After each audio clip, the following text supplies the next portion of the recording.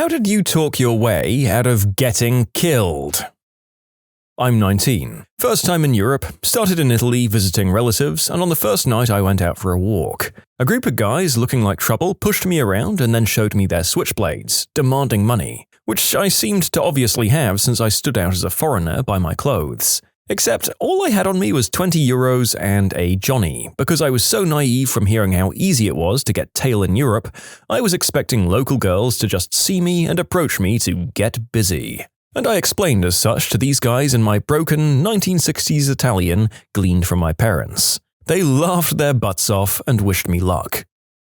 Cousin with mental health issues threw a table at me but missed. He grabbed the leg and put me to the ground and shouted, "I'm gonna frickin' kill you, smash your skull." And I responded with, "If you're gonna do that, let's not do it in front of our family." It worked.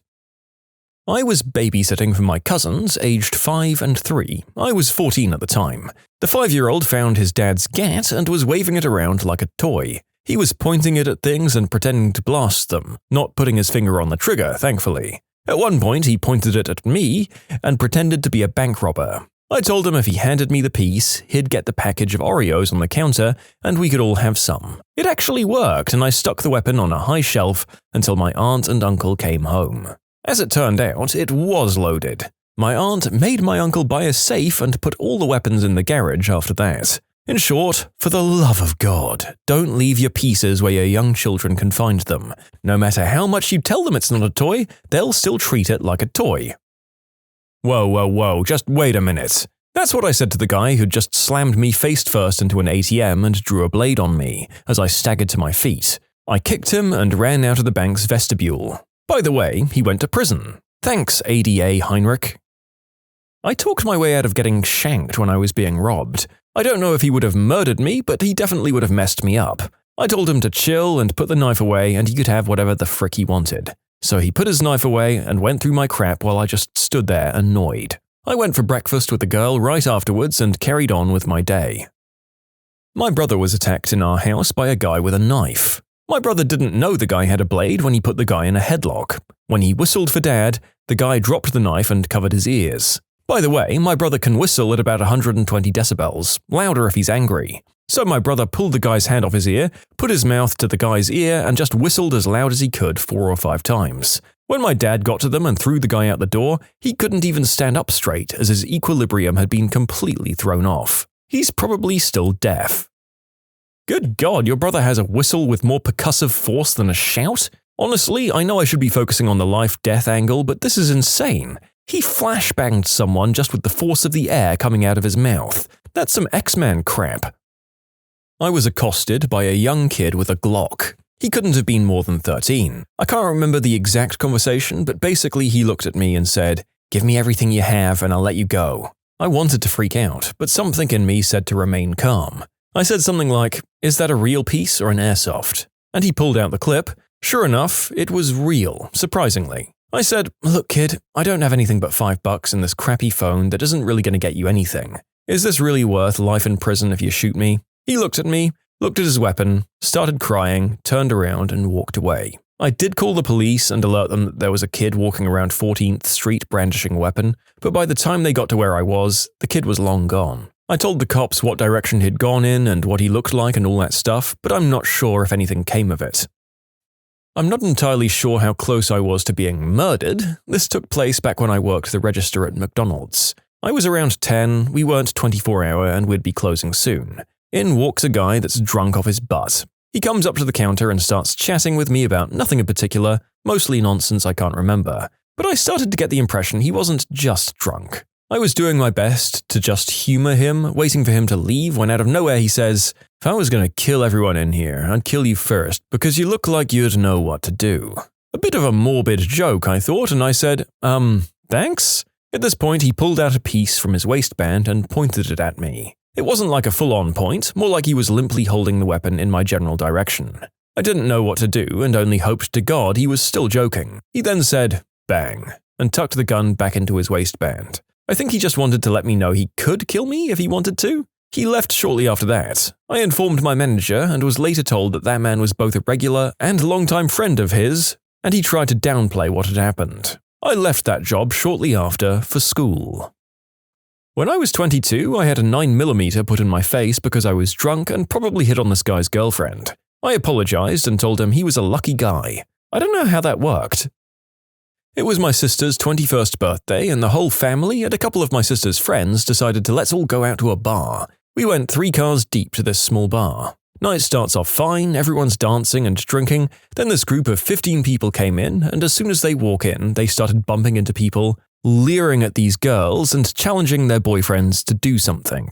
I tell my girl we gotta watch out for these buttholes, so we stay clear of them until the end of the night. Me and my girl kept to ourselves, just watching everyone, and we see these jerks surrounding my sister's friend, so I go and pull him away from the situation and ask what happened. He just complimented the guys on their hats because we're 49ers fans. So the guys leave. We head out about 20 minutes later, I grab my sister and her 2 friends and we head to the car. As we're walking to the car, I see 3 guys from this same group walk towards my car from the other side of the parking lot. I tell everyone to get in the car, and my girl is forcing my sisters and her friends inside while I approach these guys. I say, "What's good?" They answer, "What's up, homie? You guys got a problem?" "No, whatever happened inside, just leave it inside. It's my sister's birthday. We're not trying to have any crap go down. We good?"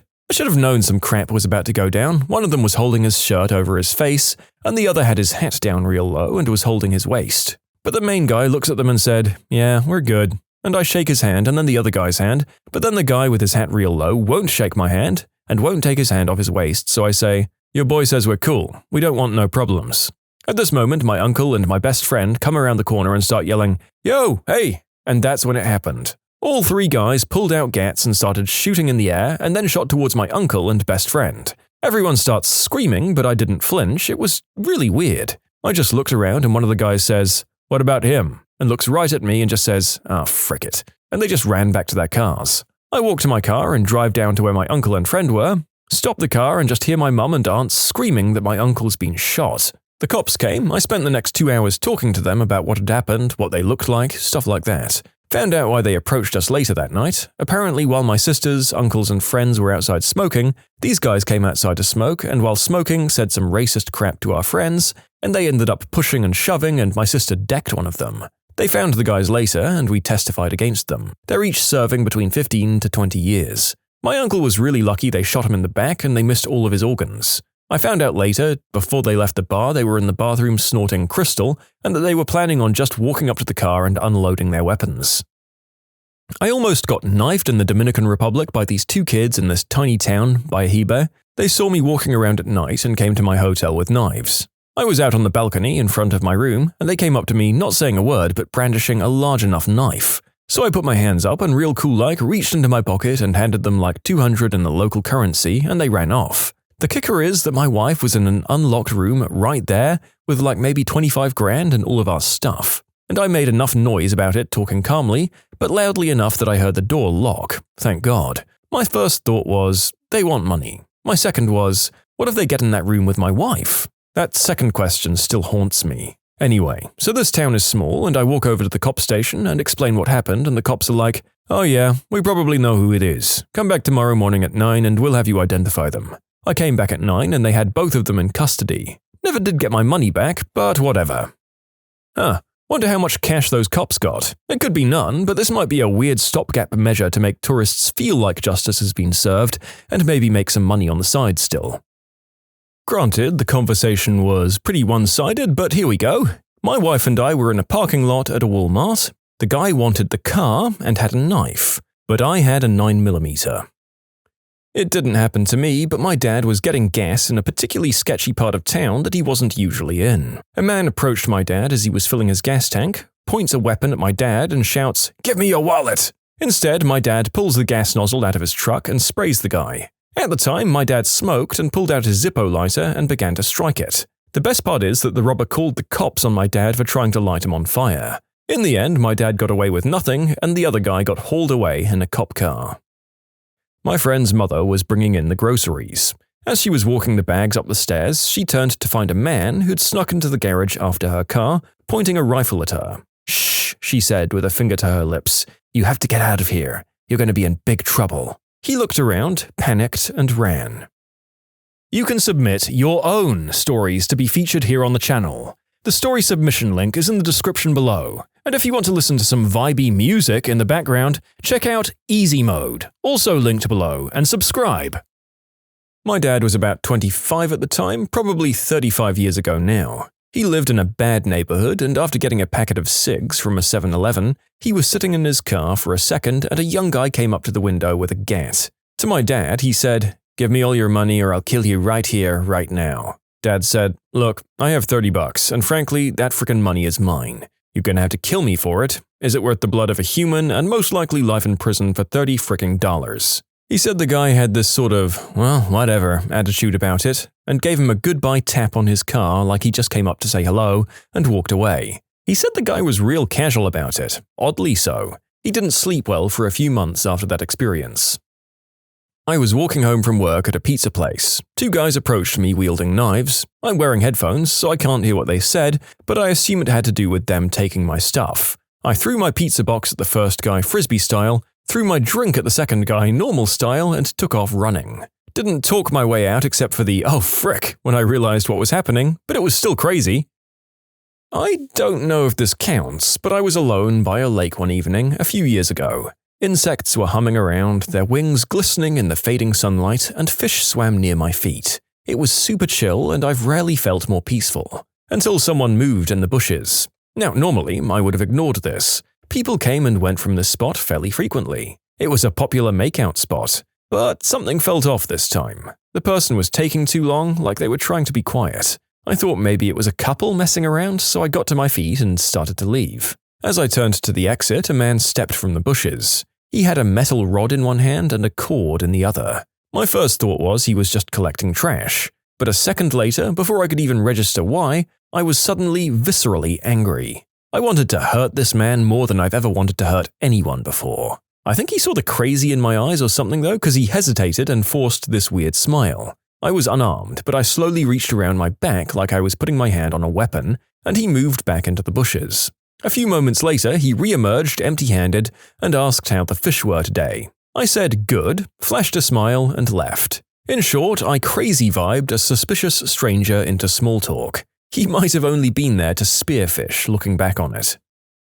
Nearly being murdered is maybe a bit of an over-exaggeration, but I was surrounded by 10 skinheads with baseball bats once. They were known to sometimes just beat the crap out of people for fun. But I was drunk as frick, so I just laughed all the time while they did stupid stuff like pushing me. Then they'd had their fun and they let me get into my taxi without beating me up with their baseball bats. This isn't actually my story, but my boyfriend's. Some men broke into his childhood home while he, his brother and mother were all there and made them get on the ground asking where someone was. Turns out the neighbor was a substance dealer and they got the house wrong. They threatened his family but then figured out they were in the wrong house and left, stealing the house's wireless landline. Oddly enough, they didn't take the cell phones. I don't know if this guy wanted to murder us, but he was definitely up to no good. My mum and I were just walking somewhere. I don't remember to where, I was much younger, but it was in the south of France somewhere. There was this guy who came around the corner and got in our way, telling us he had a shooter in his pocket, which was probably BS, and that we needed to give him everything to pass. My mum grew up in Paris and walked through shady parts when she was younger, and knows how to react, so she just straight up told him no thanks and slapped his shoulder a little bit to push him out of the way, and we went by him.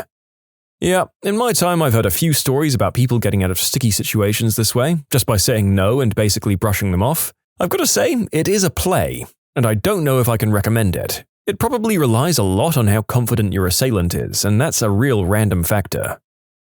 One time, my mother was driving to Tanzania with my uncle while she was pregnant with me. It was early in the afternoon, so she was extremely shocked to find a bunch of armed robbers waiting on the side of the road, like a bunch of hyenas waiting for their prey to come to them. They started waving their weapons around, telling my uncle and mother to come out of the car. I believe that they had the intention to kill. However, this is where it gets interesting. The leader of that gang took one look at my mother's belly, saw that it had a bump, and simply let them leave. My mother tells me that when the leader saw that she was pregnant, his eyes filled with remorse. Maybe he had been a former father as well. Anyway, they took my uncle's wallet and bade us goodbye. To this day, I keep on telling my uncle that I saved his life. I am a motorcycle rider. Just over a year ago, I purchased my Senna 20S, and at the time it met all of my expectations. Great sound quality for music, clear calls, and contact with my fellow riders. Little did I know that one day it would save my life. On February 28, 2016, around 9:30 p.m., I came home from a ride. I got off my bike in the driveway where I was met by a man with a sidearm who had broken into my home.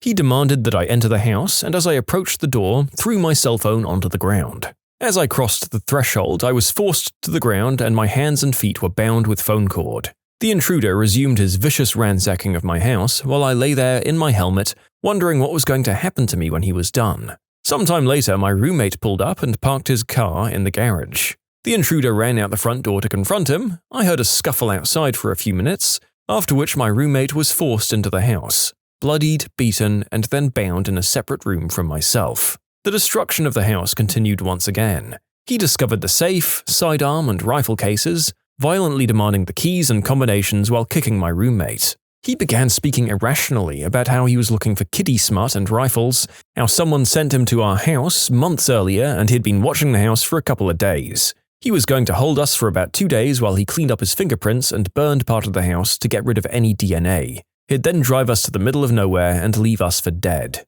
While he was spending time in the back room attempting to break into the safe, I was able to break one of my hands free and turn my sonar on. The moment the sonar said, "phone connected," I had a small glimmer of hope. The noise of the intruder breaking into the safe granted me an opportunity to access the voice command speed dial system on the sonar. Whispering quietly, I didn't necessarily care who it ended up calling, I just prayed for anyone to answer. My father, who's 3 hours ahead on the Eastern time zone, answered, and I repeatedly whispered, 911, 911, 911.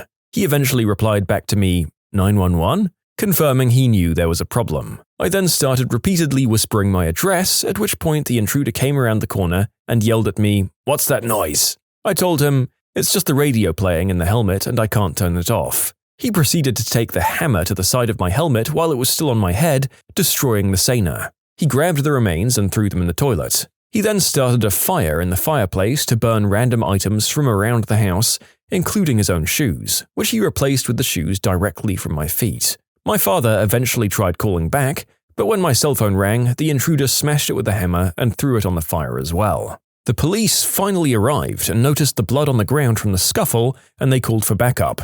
The intruder became nervous. He unbound me and instructed me to answer the door and send the cops away. I agreed, stood up and approached the front door. The police were shouting, "Local police department, open the door," over and over again, and my roommate shouted back from the other room, "We're in here!" repeatedly. The intruder ran to the other room to silence him. I reached out and opened the door to 5 or 6 officers with weapons drawn. I ran out into the front yard yelling, "Hostage!" with my hands up, hoping that no one would shoot. As I was about to be restrained, behind me the intruder slammed the door. The police quickly withdrew back into the street. I was escorted by an officer as fast as possible to the street, barely able to keep my footing as we moved, dragged through the front lawn and placed on the back of a squad car. I updated them on the situation inside the house and how to distinguish between my roommate and the intruder.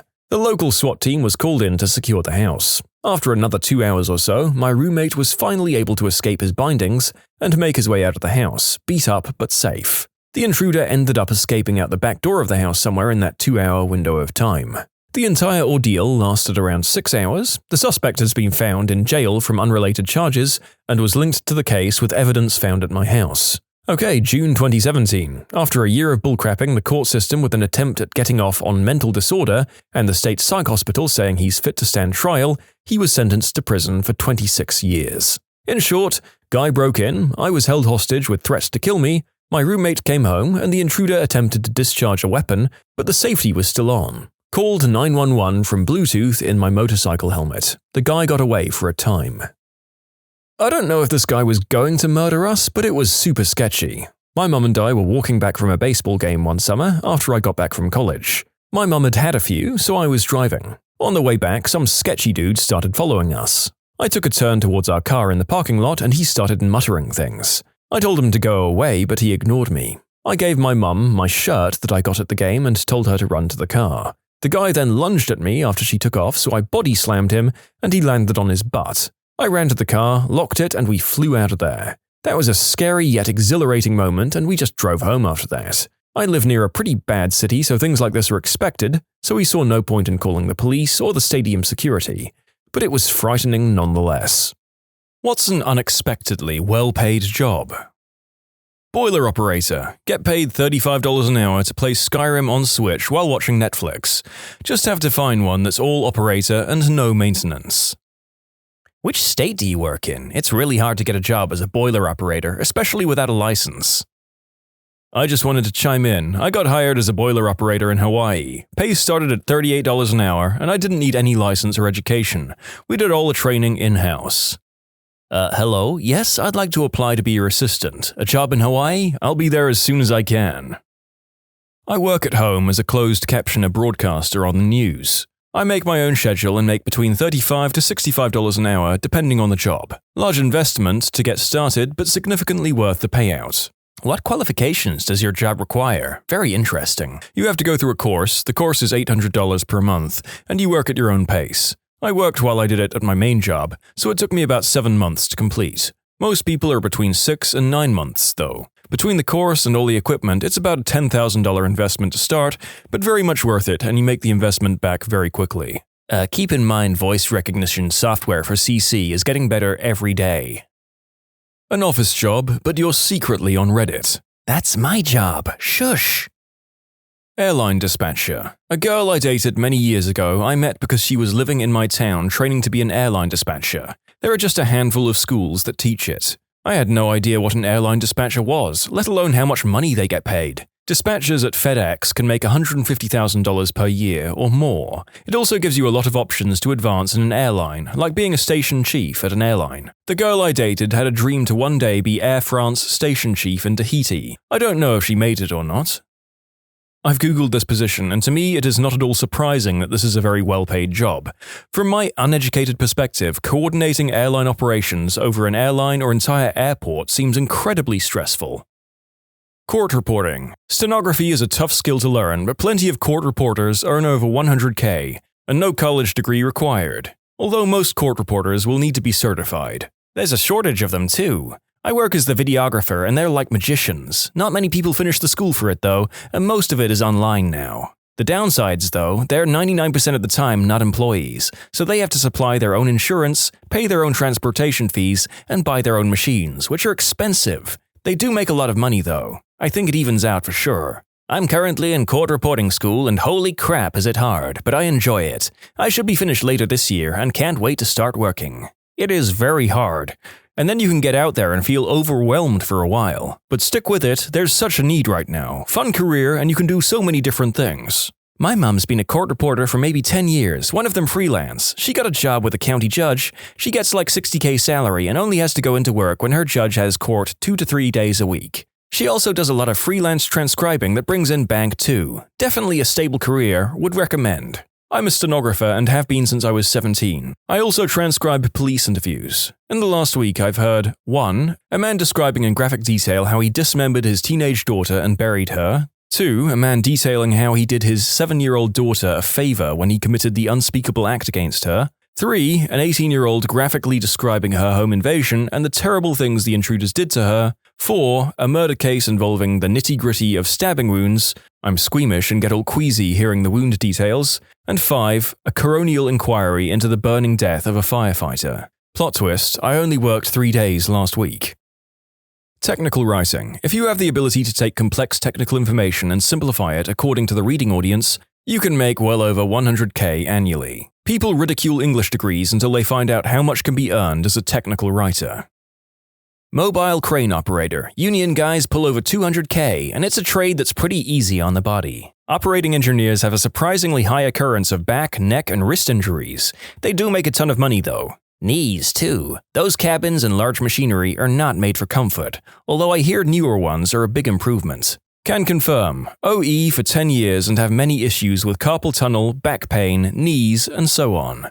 I regularly worked 12 to 20-hour shifts though. It's not uncommon to run equipment that has no AC. Once ran a drill in Southern California where the heat in the cab was around 140 plus around noon. It sucked so bad. We started work at 1 a.m. to get enough time in the day. Anyone that runs equipment long enough has endless stories of misery and pain. Yet, I miss it so much. I don't know if this is true in other cities, but train and bus operators in Boston make bank. I've rarely met a higher paid, less engaged group of employees in my life, and I work in recruiting. I have a friend who's MBTA bus mechanic. He makes so much money, he can retire at 45. Plus, if you put in 20 years, you get a pension of half your pay for the rest of your life. I fix hospital beds. Will be making $100K within my first 2 years with full benefits. I also have full control over my hours.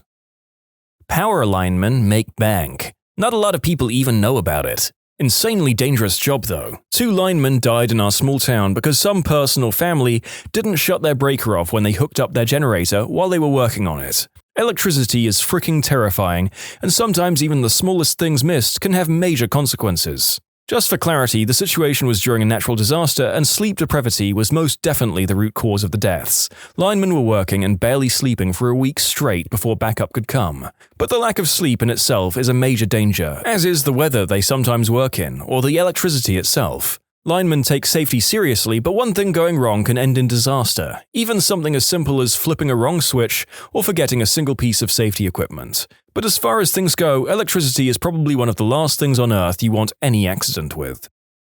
I drive machinery in a coal mine in Australia. I make about $170K. Even our new trainees are paid pretty well, about $48 per hour. I think it ends up being close to $90 to $100K. Easy money for sitting on your ass in an air-conditioned cab. Longshoreman. If you're a senior member of a union, you make absolute cake, $180K plus a year. Yeah, it seems anything involving very heavy machinery is a good, dependable way to make a solid amount of money. Wish I'd figured that out earlier in life. Becoming a locksmith changed my life. Well paid, and I get to help people out. I love it. Self-employed cleaning services, I don't know exactly what to call them. My parents started getting paid $35 an hour cleaning a community center to $50 from cleaning offices. My mum started it, and then my dad joined in to help her with the hours and taking care of the house and kids. Eventually, my mum got good contacts and started cleaning the offices of managers from factories, Sacramento politicians, and stuff alike. Can't express how proud I am of my mum. She turned all those crappy Hispanic cleaning lady jokes into something bragworthy. Utility lineman. There's a developing shortage nationwide due to baby boom retirements. It's well-paid base, but the overtime is fabulous. I have a couple of friends who got into this after they left the military. They all make well over $100K. Storm season brings in tons of overtime. They're all in their late to mid-20s buying houses. UPS drivers can make close to $100K if you stay there long enough. Blew me away when I first heard that. My uncle was a UPS driver in Maine for 30 years. He had to quit due to an unrelated injury, but I'm pretty sure he was making high 80K to low 90K before that. Some of the happiest people in society too, especially if you're single. How so? You know the old jokes about the mailman being your dad? The UPS are those guys. Yeah, it's really good money, but there are some negatives. The worst is that you're in a truck with no air conditioning that is mostly sealed up if you're in the back. In Florida, that's freaking miserable. Also, they have polyester uniforms. Other drawbacks include your route for the day gets put together by some fricking optimization program that parcels out minute by minute how long you're going to take. It does not take into consideration traffic jams, finding parking spots inside of a busy city. It just calculates that you drive there and then assumes you're going to find parking right out in front, and that the elevator works, and that someone is home at all, and that you're standing there with 10 60-pound parcels containing a complete weightlifting bench plus weights, and you look up the 3 flights of stairs with no elevator and you know you've got approximately 2 to 3 minutes per package. Yeah, nah, frick that. Oh, and plus you're going to be on the front lines of receiving feedback, so if anyone is getting cursed out for a bad delivery, it's you first. Ditch digger, actually directional boring.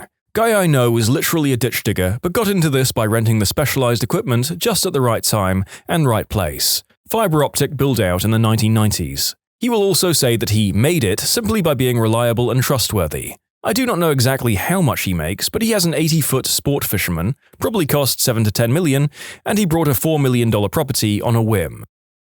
I was a bathroom attendant in a fancy restaurant, made $100 a night in cash to do next to nothing. Well, they don't do nothing. Their purpose seems to be to make the bathroom experience half as convenient and 1000% more awkward, and they always succeed. I'm pretty sure they're only in there to keep people from doing hard substances in the bathroom. Not a good sign regardless. Oh, and to stop people doing the deed in the stalls.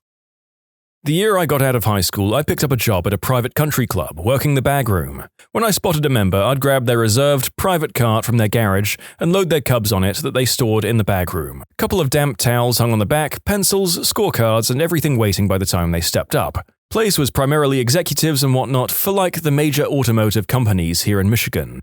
I made a couple of hundred each day in tips. During a couple of tournaments that took place, I went home with around $500 in my pocket. I took home so much each day that I kept forgetting to pick up my paycheck, which was something like another $400 each week. Late 90s minimum wage. Only part of the job I hated was using the picker to get the balls off the range. There was always some butthole trying to use me for target practice. Funeral director is a great paying job with not a whole lot of schooling. That's what I do, and I make about $75,000. If you have a strong stomach, cleaning up death and crime scenes pays very well and requires very little education. I have a friend who did this. It's definitely paid well, but he talked about some things he saw, and I don't know if I could do it myself. Yeah, I think I could deal with working around dead bodies, but the second any sort of horrific accidents or murder was involved, I think it would begin to get too much.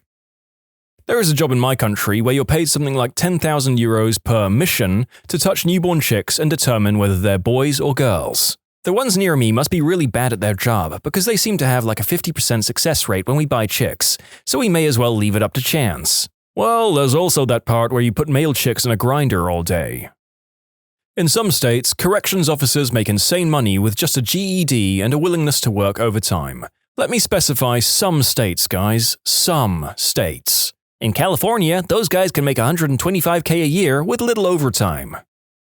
Bartending. Some people know, but the overwhelming majority don't. If I only worked 20 hours, 2 days a week this year, weekends, I would make close to $50K. If I really tried and worked 2 solid jobs 5 days a week, I could easily hit close to, if not over $100K. This doesn't apply to every bar or bartender. You're not going to make this kind of money at an Applebee's or a super franchised corporate establishment. So true. I have a good friend that bartends in the Spanish club in Miami, and he said if he decided to work 4 days a week instead of working 1 to 2 days a week, he could probably make $100K a year. Hot dog vendors can earn 6 figures per year. Buddy of mine went to Hopkins back in the day and noticed that the lacrosse games, while well attended, had no vendors. Nobody seemed to want the job, so he asked if he could. Year later, he had all of his friends bagging hot dogs the night before and was buying drinks and chips by the truckload. Sold everything for $1 and came home after every game with trash bags full of dollars. Year or so later, the school realized what a cash cow it was and took over the gig, but my buddy had pretty much paid for school by then. Collecting golf balls. Saw on the news a guy makes over $250,000 traveling around and using scuba gear getting golf balls. I mean, that's more scuba diving. If in Florida, that's very well worth it, considering for the sole reason of fricking alligators. It's the same with underwater welding. No one's paying you for the welding part as much as they're paying you for the possibility that some tube sucks you in and you die. I don't know if it's surprising, but one people don't think about, selling ad space on local broadcast stations. I do it and make more than most families do in my area, and I'm at a smaller market. Going into a medium one can put you well into 6 figures. I work as a lunch lady. I get school vacations off, summers off, and weekends. No nights or even really afternoons. It's amazing. I also get benefits and every year I get a raise. So between the money and the time off, the job is 100% worth it. Furry artist. Seriously, furries will shovel out so much money for commissions and then tip on top of that. If you get a big enough following, it can be surprisingly well paid. Contractors for household moving companies with 18-wheelers can gross between $200 and $400K in a year. I'd be interested to know how much is profit considering the running costs plus insurance for an 18-wheeler, let alone the cost of an 18-wheeler. Train driver for London Underground. Heavily unionised industry and London's dependency on the network means they've been able to demand an enviable package. High base pay, high rates over time, and travel passes for the family. Document specialist for utilities. Basically, you have to know someone to get into it, but I went from making under $40K for an office admin to $120K as a doc specialist. No college requirement, often people just get their spouses or siblings on because they've worked in an office before. As a general rule, this is terrible for anyone who actually knows what they're doing on the job, but whatever. A lot of times I'm just getting paid to hold down a desk. YouTubers who just copy Reddit posts into a voice thing and then upload it with the text in the background. And for those saying people who actually speak and make it unique aren't that bad, I agree. I still don't watch them, but I agree. My point is those YouTubers who literally just copy-paste into a text-to-speech program that they found on the internet. Haha, this thread will probably get reviewed by one of them, and this comment will be subsequently skipped. First of all, I've called you, second commenter. And I agree, the ones who use AI are terrible. Good thing that doesn't happen here. Other than that, no comment. I think a lot of this thread is really misleading. First, everyone is saying, I knew a guy, or I made 100k, and while I don't doubt that these are true things people are sharing, it isn't what someone else can expect to make. We should be talking about median salary or medium wage. Second, especially since we aren't talking about median salaries, almost nobody included the location. A few people did. Making 80k in New York or San Francisco is like making 30k in a small Midwestern town, according to most of the living/salary comparisons websites. The real truth is, a reasonably free market is going to adjust wages based on supply and demand, meaning that a job that is either difficult to do because it takes lots of skill, training, or education and pays well, like a heart surgeon, or if a job is dirty, dangerous, or otherwise unpleasant, and has to pay well to attract candidates, like certain fishermen, or a job whose wages are high due to external factors, like a union or lobbying body that sets wages which results in far more candidates than jobs, like my union painter uncle that makes 120k instead of the national medium of 40k. Top comment is a garbage collector in New York City. First, 100k in New York City is the equivalent of 40k in a small Midwestern town, and that wage is artificially high, resulting in far more applications than jobs, meaning odds are you can't get that job. National median is 25k. Next top is aircraft dispatcher. National median salary is 32k according to Glassdoor and Salary.com, but 40k if you believe the Airline Dispatcher Federation. Finally, a lot of people are talking about starting a business doing X, which is entirely different than working X on a salary. Median salary of a plumber is 45k in the US. They don't get the hourly wage they bill you for, and if they start doing their own plumbing business, they need to pay for insurance, benefits, and additional taxes, advertising, and a million other things on top of just being a plumber. They also have to deal with all the hours when they don't have to work. Higher risk, but higher potential reward. A successful business person running a plumbing company who has about 10 employees might make 200k or more per year, but they also lose 100k. And it doesn't really compare to a salary. Especially today with all the salary information we have available to us. A job that pays a lot, that doesn't suck, that anyone can do, isn't going to keep paying a lot. Trader Joe's managers. General managers of stores make 100 grand plus. Assistant store managers make 60 to 80,000 per year. Not bad for working grocery. Scrum Masters in software development industry. They're paid six figures for basically setting up meetings and being cheerleaders. They don't have any responsibility for delivery of work, and they don't have any work beyond what I described. My Scrum Master is a little bit more valuable than you describe, but it is an odd thing worth pointing out in this thread. He's not a useless toady. Half of the value is having a single point of contact for "what's going on?" type questions, so that the workers can work and the need-to-knowers can get the information they need to know. I'm a gardener. There's a serious lack of folks willing to do manual labor in the outdoors year-round. Most commercial properties have to maintain a certain amount of green area in our city. Hospitals and other places like that need legitimate crews to do the work with professionalism. No catcalling or spitting or swearing, etc., including bonded employees and good insurance and equipment, etc. As a result, we're in demand and we get paid surprisingly well. No university education is needed, low barrier to entry, great pay, and job security. Dog groomer. It's a weird industry though, and a skill that really has to be learned hands-on. Grooming schools can be a good start, but I know great groomers that never went to school for it, and terrible groomers that spent thousands on classes. Just being good at handling dogs is the best foundation for success. It's not the easiest job in the world. It's largely commission-based, and if you're lucky, you get any benefits out of it. But if you get enough practice to be good at it and build up a loyal clientele base in a decently affluent area, it's very good money. The haircuts I do range from $70 to $175, and I'm paid 50%, which averages out to around $30 to $35 an hour most days. Not everyone tips, but those that do usually tip $5 to $20 per dog, and because I do about 40 dogs in an average week, that's an extra couple of hundred in my pocket. So if you don't mind working on your feet all day, sustaining repetitive motion injuries, not taking lunch breaks, and dealing with insane customers, then picking the crap out of dogs' buttholes is a good living.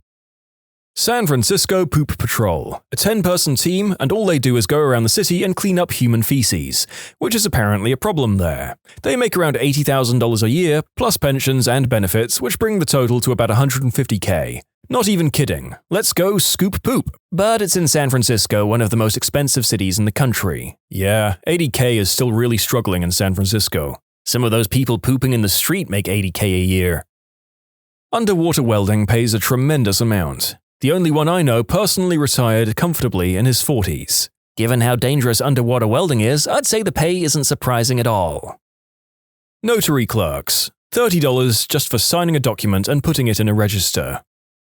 The HVAC dude who used to come to my work to clean our furnaces made 6 figures and retired at 40. Now he lives in Mexico and teaches people to scuba dive. At the right place, waitressing. I got tipped $800 waitressing at a bowling alley for a team-building company party. You pick the right restaurant and just get good at it, and you make bank. I know people who work at mid-range restaurants who make $80K a year, and you know they don't truthfully declare the tips they get. Reddit, what's the most messed up food your parents would make regularly when you were a kid? Get ready for a lot of cursed things in this post. My mom would mix cooked mac and cheese with applesauce in a bowl and give it to us. My mom was from the, quote, boil the ever-loving crap out of everything school of cooking. Carrots boiled to sad orangish lumps, broccoli steamed beyond any recognition. Corn may have started fresh, but by the time she was done with it, it resembled creamed corn but lacking any possible flavor or texture.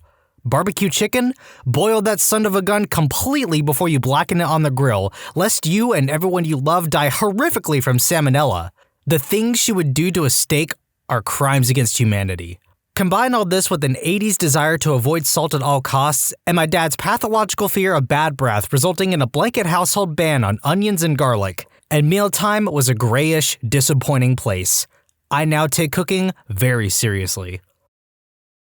When they were younger, my grandma and her siblings were forced to eat cream of mushroom soup sandwiches. Her dad would slice the soup like cranberry sauce and spread it across the bread. The thing is, listener, this is an example of 2 great things that don't go together. Cream of mushroom soup? My mom uses it to make tater tot casserole. It's very good. Adds a lot of richness, savoriness, and creaminess. Sandwiches? Can't go wrong with them. They're one of my favorite things to make. But a cream of mushroom soup sandwich? Are y'all out here drinking your sandwiches? My mom liked to make spaghetti. That's not weird, I hear you say. Let me mention that she made it with raisins. I already don't like this post, but we're gonna keep going. Like, get a pot of water boiling, throw in the noodles, and some raisins at the same time. No spaghetti sauce afterward, just cooked spaghetti and rehydrated raisins on a plate.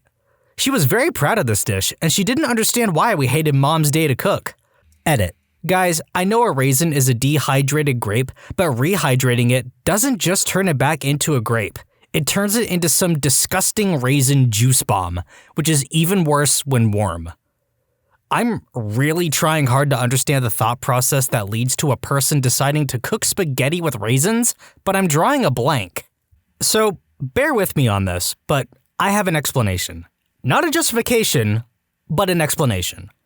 On the island of Sicily, one of the regions of Italy, some meat dishes actually include raisins or golden raisins. For example, braciole. That's Braciole. It's a meat dish that's a roulade, which is a rolled and stuffed meat that contains stuff like cheese, herbs, and breadcrumbs. I've never had raisins with meat before, but if Italy is doing it, home of the best pizza and pasta in all of the world, I have no reason to judge them. Quote, asparagus salad, which consisted of 5 to 6 limp, cold pieces of canned asparagus served on a bed of iceberg lettuce with a glob of mayo on top. Yeah, there's no bearing with me on this one. This is just white people food. We were beyond poor, so many of my mother's creations were simply a matter of making do with what we had. That didn't make them any more palatable, though. The 2 most memorable: canned peas cooked in powdered milk and served over toast. She called it, quote, pea wiggle. We had it at least once a month. Canned spaghetti sauce and a slice of surplus cheese placed on a slice of bread and toasted in the oven. This was, quote, poor man's pizza. I actually loved this as a kid. Tried it again a few years ago and was less impressed. Not everything can be credited to a lack of money. She used to slice up kielbasa and steam it. The result was very much like styrofoam chips. This is a great time to mention the YouTube channel The Wolf Pit, the WOLFE Pit, all one word. It focuses on cooking on a really tight budget, so I highly recommend it if you're looking to eat cheap without having asparagus salad. My dad got into a phase of watching Emeril Lagasse, and it inspired him to try and be fancy. I'll never forget. He made these hamburger patties and put chunks of bread mixed in with the raw meat, but the bread just absorbed all the blood. They looked like huge, mushy, bloody warts hanging off the meat. It was absolutely repulsive looking. Okay, after reading that nightmare sentence, let me tell you why you should put bread in your meatballs. If you take some day-old bread, tear it up into chunks, and soak them in milk or preferably heavy cream, maybe throw in some seasonings into it, that's called a panade. When mixed into your meatballs, it actually helps retain moisture and prevents dry, sad meatballs.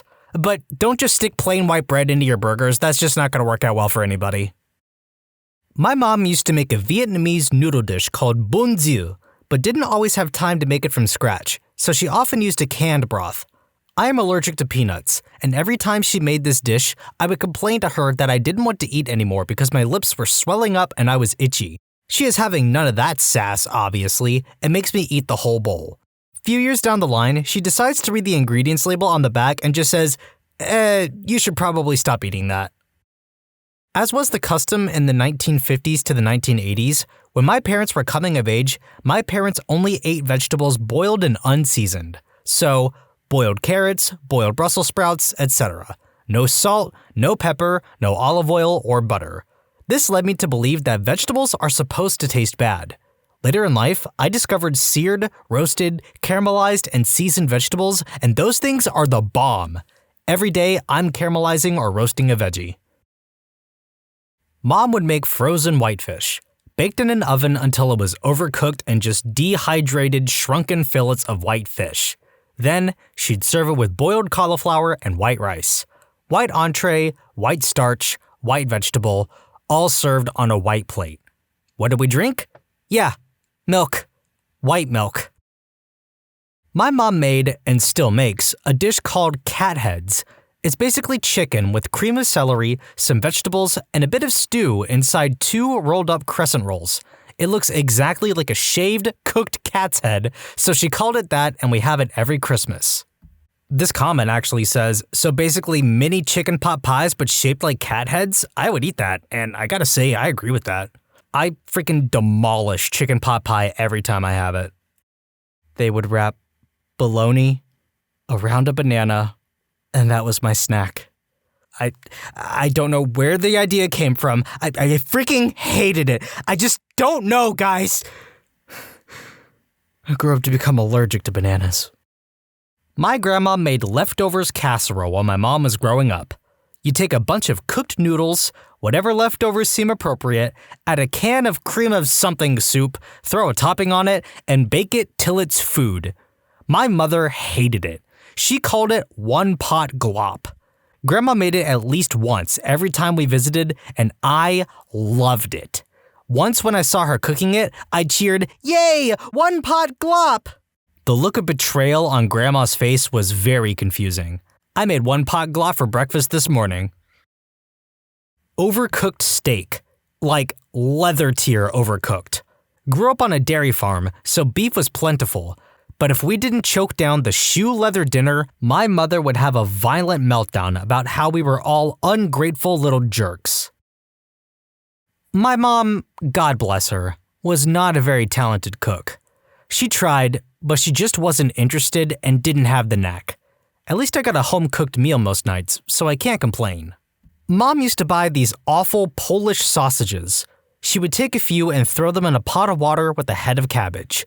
Let everything boil for a while, and that was dinner. Mom called it, quote, bratwurst. I lived in fear of quote-unquote bratwurst my whole life until I was in college. There was a German festival and all of my friends were like, oh boy, let's go get some brats. I thought they were crazy. Then someone handed me a real brat on a bun with spicy mustard and sauerkraut, and I realized that I had been all wrong about the true nature of bratwurst. That was probably the best thing I learned in college. A dry ketchup sandwich. It was old stale bread that was broken in half for the 2 pieces of bread for a sandwich with ketchup in between them. No meat, no cheese, just ketchup. If we were lucky, the bread wasn't too stale and the taste kinda resembled French fries. This one just makes me sad. Like, not even in a pity way or oh, I can't believe that she would do that, she's so disgusting. This just sounds like a depression meal or a meal you would make if you were like in the negatives in your bank account. My mom loved making pork chops, but she cooked the heck out of them, so it was like eating rubber. We ended up calling the dinner Shake and Incinerate. My grandfather used to buy tubs of fish eyes, and he would put them in all kinds of things. My scrambled eggs used to stare up at me. Not something they made regularly, made once, reheated leftovers for ages, but we ate it a lot for a while. My mom made what we came to call, quote, pepper soup. It initially was an accident. She was making a small batch of soup for dinner, and while shaking some black pepper in, the lid fell off and the entire container of pepper emptied itself into the soup. She scooped out what she could, but in the end, it was still way too peppery to eat. Ended up enlarging the batch of soup into 2 large canning pots, each about 5 gallons, before it was at a tolerable level. Us kids still found it way too peppery. Anyways, we ate that soup what seemed like every day for a couple months. We grew up dirt poor and relied heavily on the area's soup kitchens and food pantries. There were 5 of us kids with a stay-at-home mom, and my dad was unemployed for a few years, so we rarely could afford basic things like fruit. To keep us healthy, my dad would regularly fill an empty skim milk jug with water and add powdered milk plus powdered vitamin tablets, the type with the capsule, and shake it up, then put it in the fridge. We never really knew whether we were drinking actual milk or the vile false milk until we tasted it, since skim milk has the same appearance. To this day, my dad maintains that doing what he did kept us all healthy, as none of us got sick during his unemployment. I mean, geez, you gotta do what you gotta do. Props to that dad. My stepdad and mom used to make, quote, grilled cheese for lunch every weekend. Now, that's not so bad, right? Wrong. Bread with the knockoff Kraft processed cheese, microwaved for 2 to 5 minutes. No butter, no toast. Just soggy bread and burnt plastic cheese, if only in for 2 minutes. If it was cooked for 5 minutes, the bread would be rock hard and molten plastic. My parents have become great cooks now, but when my sister and I were kids, she was a total brat and a picky eater, so we'd wind up with plain, unseasoned chicken breasts and steamed broccoli and plain white rice way too often. And I wasn't allowed to put salt on it because salt was bad for me. And I guess it didn't occur to them to provide any condiment or something to give that crap some flavor. Okay, this isn't the first time I've heard of people's parents thinking salt is toxic, but one of my cousins is about the same age as my mom, and she is a salt fiend. We were at a Mexican restaurant one time, and she was shaking salt onto every single nacho she ate. She couldn't get enough. She wanted to be one with the salt. I swear if she ingested any more salt, she would have become a CSGO player mixed with a League of Legends streamer. I genuinely worry about the life expectancy of this woman. My mother makes this thing me and my brother can only refer to as compost salad. It starts on a skillet where she scrambles some eggs. Then, she adds 3 cups of kale and steams it, oftentimes burning the eggs in the process and releasing a vaguely fart-like scent into the atmosphere. Then, things get weird. She adds an entire can of kidney beans, bean water and all, mashing them into the eggy kale. She then adds cinnamon, nutmeg, curry powder, garlic powder, and salsa and Tabasco sauce. At this point, the smell is so nauseating it's nearly impossible to be in the same room as this abomination of a dish. After it's done being heated into mush, she puts it on a plate and adds vanilla yogurt on top. Looks like it was fished straight out of the trash. Needless to say, I refuse to let her make me food. And by the way, I really have no idea what's wrong with her, but something is definitely up if she thinks that this is an acceptable meal. Let me preface this by saying that my mother is in no way Hispanic. She is one of the whitest people I know. She grew up mainly in Central Florida and the upper Midwest, rarely if at all coming into contact with Latin American culture except at the occasional restaurant. Despite this, she would routinely make, quote, arroz con pollo for dinner. This consisted of chicken, cooked until it was tough and chewy to ensure it was, quote, cooked through, and rolled in flavorless breadcrumbs from a can, served with a side of mealy, aggressively under-seasoned rice. Did I mention that there was almost no salt in any of this because salt was, quote, unhealthy? It was so unpleasant that I threw it right back up a few times, once even at the table. Somehow, she still wonders why I barely eat anything when I'm home for Thanksgiving. It amazes me how many of these posts mention a lack of salt. Your body needs salt. We specifically used iodized salt because a lack of iodine is one of the leading causes of preventable developmental problems in children. Pork in cider sauce. The cider in question was cheap as dirt White Lightning, the only time we actually bought it, I like to point out, and me and my sister hated it. We don't want this. Can we have something else? You ate it last time, so you must like it, so be quiet and eat it. We really don't like it. Tough. You'll eat what you're given or go hungry. My mom was awesome as we were growing up, and in all fairness, we did eat most of the things that we were given anyway, as she was a fantastic cook. But this was an abomination, beaten only by liver and onions. She stopped making it when I went to school hungry. I'd gotten up too late to eat breakfast, and the school phoned her up to express their concern and make sure there was nothing happening at home.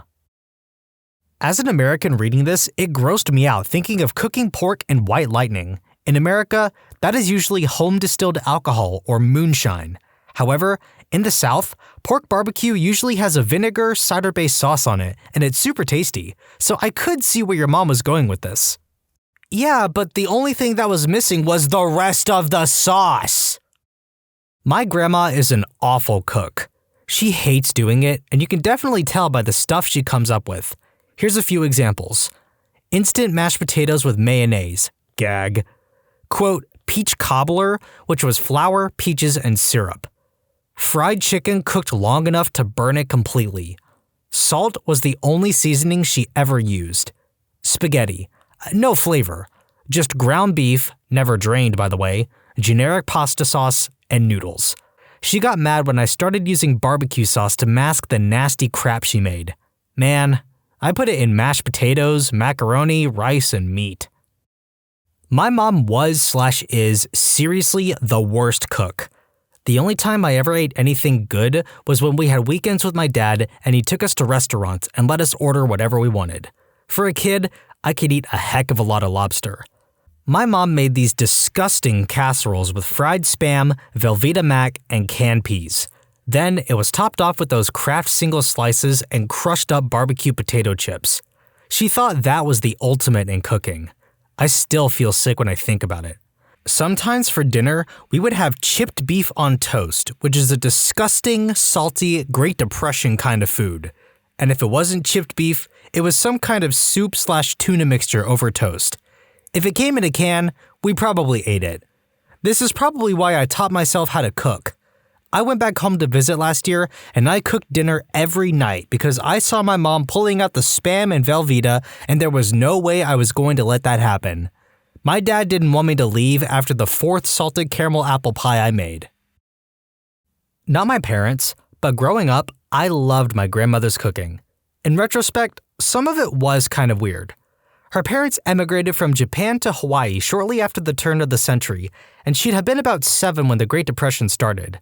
Combine that with World War II and frequent shipping issues, and she wound up with a lot of unusual culinary habits. Little Japanese lady, maybe 4'9" and 80 pounds on a good day, making spaghetti and adding corn. Her meatloaf had canned clams in it. I really love that one.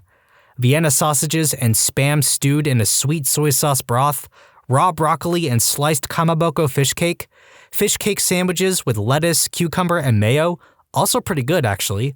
Cubes of raw tofu tossed with canned tuna, soy sauce, onions, and some other things. Growing up in Hawaii, I didn't think anything of it. If seaweed and raw fish are part of the regular menu, none of that stuff's any weirder.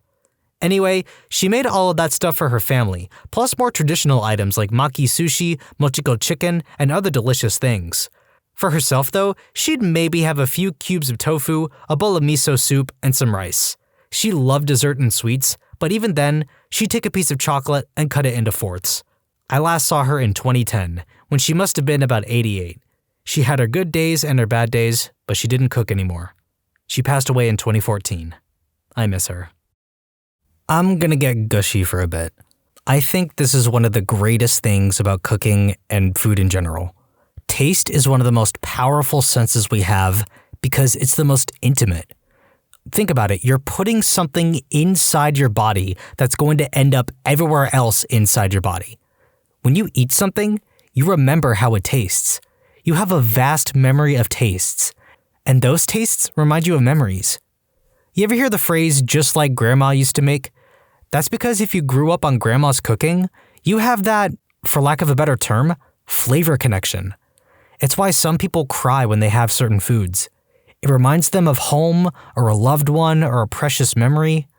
It's like that scene in Ratatouille when Ego has that dish Remy makes. It's not that it's made perfectly. It's made lovingly. What's the most cringeworthy way someone has tried to show you they were quirky?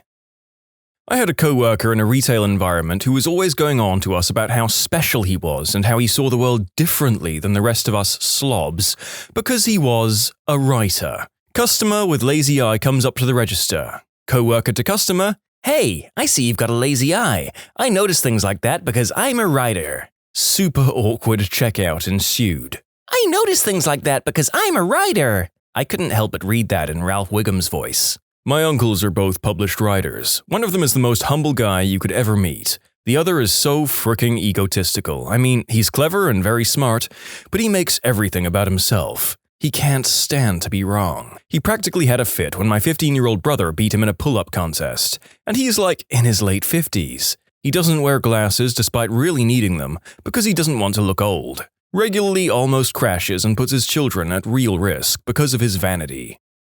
I knew a girl in high school who used to diagnose herself with mental illness based on, to the best of my knowledge, Year 11 psychology class and online quizzes. She would also try to one-up anyone who had a legitimate, medically diagnosed mental illness, despite having, in her words, major depression, anxiety, OCD, bulimia, Munchausen's, schizophrenia, bipolar disorder, and antisocial personality disorder. She refused point-blank to ever see a doctor and have any one of these diagnoses confirmed or treated. If you're going to fake mental illness, you might as well do something unique like Morgellons, narcolepsy, Alice in Wonderland syndrome, or if you were really committed, trichotillomania. Lame.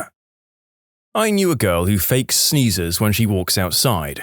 She found out only 25% of people sneeze when they see bright sunlight, so she wanted to be part of a minority. I have no idea why she does this, but her fake sneeze is this loud, rough, manly-sounding thing. It's comical how different it is to her real sneeze. Wait, sun sneezes are a minority? I had no idea. It's a genetic quirk. I didn't realize it was weird growing up because my entire family did it, except my mom. I was confused when I found out other kids don't have to sneeze when it was sunny outside. We had a girl that would have an uncontrollably loud hiccup at the most inappropriate times. Moment of silence during the Memorial Day thing, concerts, you name it. Anytime there was silence, she just had to get everyone to look at her. My hiccups end with a burp and I hate them. A subteacher in 3rd grade really ripped on me for them. I mean, this just sounds like the oral version of what my butt seems to want to do at the most inopportune and public moments, so the inappropriate hiccups has my sympathy.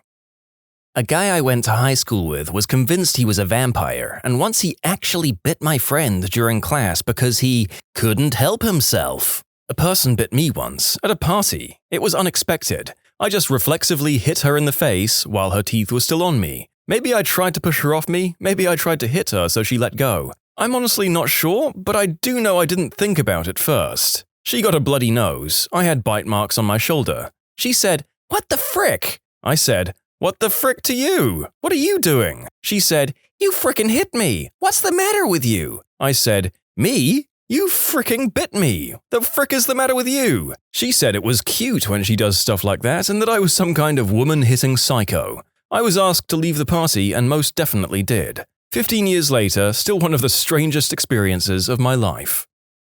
She brought a fricking ukulele everywhere. At first you'd think, wow, a cute girl with a ukulele, I bet she's really cool, but you'd be falling into her trap. She barely knew 2 chords and was a complete moron. I knew a lady like this where in high school people would be like, "Sweet, can you play me a song?" causing her to snap, "No," at them and have people just be confused. I had a hipster neighbor who would strum his ukulele and smoke his pipe outside while his kids rode bikes.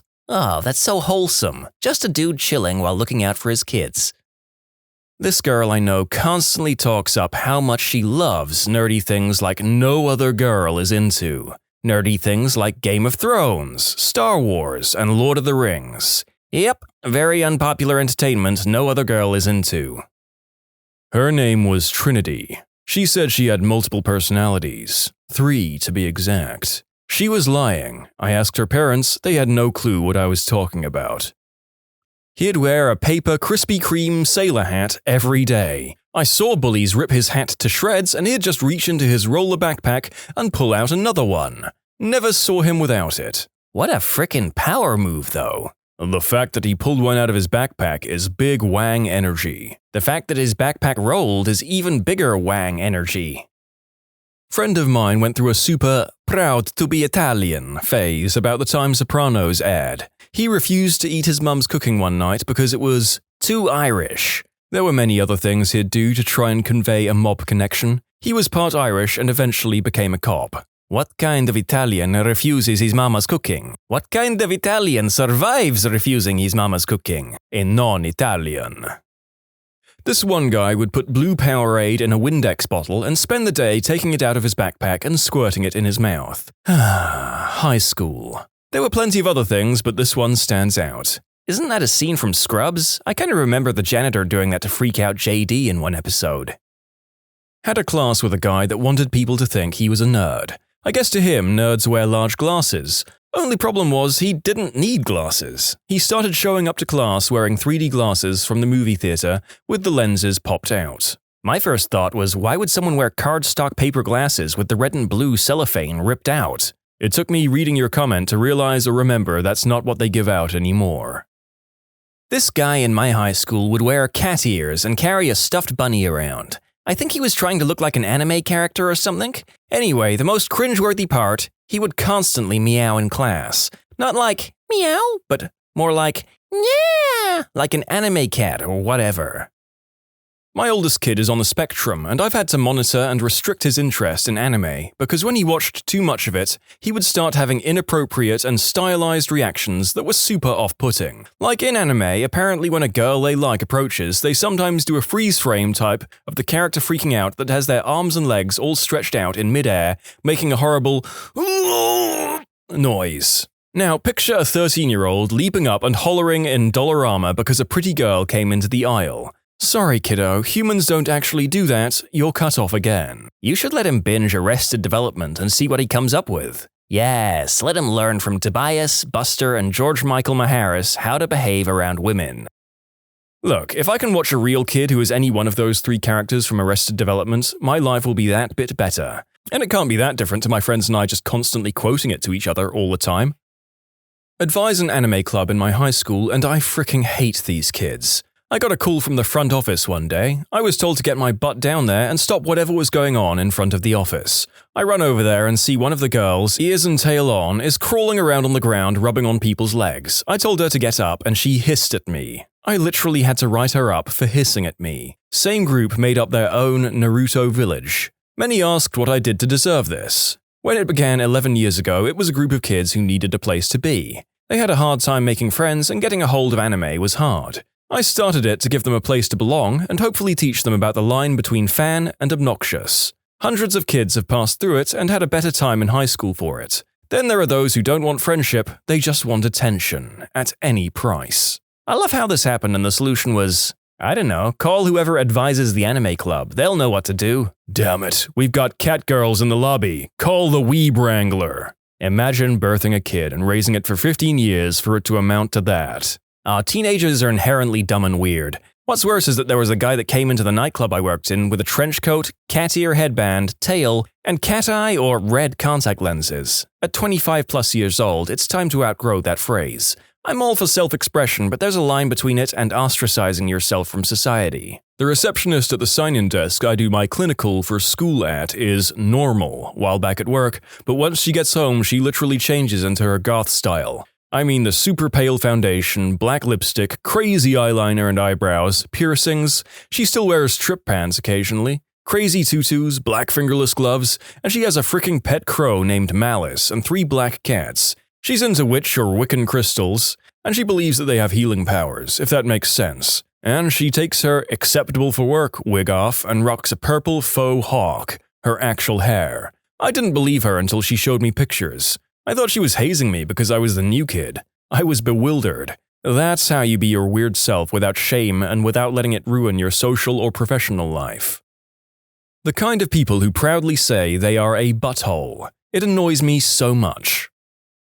A girl I used to hang out occasionally liked to pretend she was some kind of bad biker B-word. She talked about riding every chance she got. She showed people pictures and dressed the part. I'd always hit her up when I was going riding to see if she wanted to come along. It gets old being the only woman around. She'd always have an excuse and claimed not to ride if it had rained that week and so on and so forth. Would always give me heck about getting a real bike. I ride a CRB 1000RR and she had an 883 Sportster. She was once complaining to me that she only got her baby out 3 times that year. Which, you base your entire identity on something you do 3 times a year? Ah, gotcha, one of those Harley people. There's 2 types of Harley owners. The ones that are like, hell yeah, motorcycles, and the ones that are like, Harleys are the only motorcycle. Saw this kid in a class who would always try to walk like Captain Jack Sparrow. Anybody who wears those fricking normal people scare me shirts. Jeez. Normal people scare me, people scare me. About 10 years ago, around 2009 or 2010 or so, I'm into some pretty underground obscure music. Oh really? That's cool. What kind of bands? Korn, Avenged, Sevenfold, Metallica. What? I'm convinced some teenagers go out of their way to feel persecuted so they can find an identity to call their own. Because good gosh, that's almost as funny as the one girl who seriously, unironically claimed that the Offspring and Green Day red jumpsuit apparatus were hardcore punk. More so annoying than cringeworthy, but people who pretend to have a mental illness because they think it makes them unique. Those Funko Pops and not being perfectly lined up triggers my OCD so hard. Nope, you like things to be orderly, totally normal. Having to check the light switch 20 times to the level that you end up being late for things, that's more what OCD is. Yeah, I never really knew what OCD was really until someone told me about it. He said he always has to hit the ground twice when he picks up something he dropped and pick up a pen 3 times on crap. Sucks. Oh crap, probably everything I did in high school. I've just repressed the whole 4 years. Same. I embarrassingly strove to be a manic pixie dream girl. Ugh. If you can't look back on the things you did when you were younger and cringe, then you haven't matured. Had a girl in my high school who legitimately believed she was an anime girl and was just born in the wrong body. She would listen to these subliminal "become an anime girl" YouTube videos, end everyone's name in san, wore a schoolgirl outfit every day, I went to a public school, and would sometimes say random Japanese words or phrases because her brain wasn't fully accumulated to America. Needless to say, she was a fully white girl from the Midwest. I love these because the people who act like this have absolutely no idea how Japan really is. Anyone else noticing the overrepresentation of anime kids in this topic? Apparently it's a way of making yourself very memorable, to say the least. Actually, all the ones I knew in school were fine. I thought I was hot stuff because I didn't like reading. I kinda regret that now. My daughter, a bright, wonderful, hilarious mum of 2 and wife, has the best friend that goes around bragging to people how she never reads anything more challenging than a copy of US Magazine. She finds it the hairdresser. The friend is 42, and frankly, we're less than thrilled they've been friends for 20+ years. Before I get judgy comments, there is a ton of other crap I'm leaving out. She's any parent's basic definition of a bad influence. The no reading thing would be 50% easier to swallow if the friend didn't insist on injecting her opinion on a wide variety of world affairs, politics, entertainment, etc. To paint a picture, I'm 100% not making this up. Her life's ambition is to become a for-real, real housewife. She'll marry anyone and move anywhere to get on reality TV. She actually went to Miami from Northern California on vacation to specifically go to a club that was depicted in the Real Wives of Miami Beach episode just to go to that club, and was turned away at the door, and had the unmitigated gall to do the "Do you know who I am?" at the doorman. I'm acquainted with someone who will pack her cat in a carrier, drive to the local university, no small feat considering the parking situation and 40,000 students, and push the cat around the quad in an antique baby carriage. All the while she'll make exasperated social media posts about how rude people are to stare at her or talk to her. As far as I know, she doesn't walk the cat around her own quiet residential area. A little unrelated, but there was this old guy that would walk his dog around on campus last year. Big loping golden retriever that was so friendly and sweet. The dog's owner was also really kind. I got to talking to him one day, and he revealed he likes walking on campus because the kids there tend to miss their own dogs back at home, and he likes causing a little happiness in his daily routine. Switched schools this year, so I haven't seen them. I miss you, Bella. People that repost those cringy, "I'm not a B-word, I'm just honest, wink," posts multiple times a day to Facebook while reaffirming the post in the text comment above, saying how much the post is, "Yep, oh, it's so me." Cringe. My eyes change color in the sunlight. Also, my eyes change color with the seasons. Wow, who knew different types of lighting based on the weather could affect what color things are seen as? I hate to be mean, but there was this girl in a couple of my classes in college who told the professors that she wanted to be called Oracle instead of her real name. You could see the cringe in the professor's eyes and feel the awkward tension all over. About once every quarter, this happens to me. I'm not like everybody else. Followed directly by being exactly like everyone else. It's 2005 Hot Topic all over again. I adopted an RP accent in high school. I already had a bit of a posh voice from going to elocution lessons, but I went full 19th century British aristocrat sometimes. I went to school in regional Australia too. Also, I bought a pocket watch to look posh. I do actually like pocket watches, but I knew why I did it. Girls who say they only hang out with boys because it's less drama. Read, "No one puts up with my crap anymore and I don't play well with others." The scene. German class. The teacher was someone who escaped the DDR, East Germany, when she was young. The actor, an obese guy with a neckbeard, skinny jeans, and pink shoes who said, "Oh, you're from East Germany? I'm a communist too." I'm so glad he dropped the class. The dysfunctional veteran gear. I hate that crap so much, typically worn by a guy that maybe got through basic before they were separated or kicked out for underage drinking.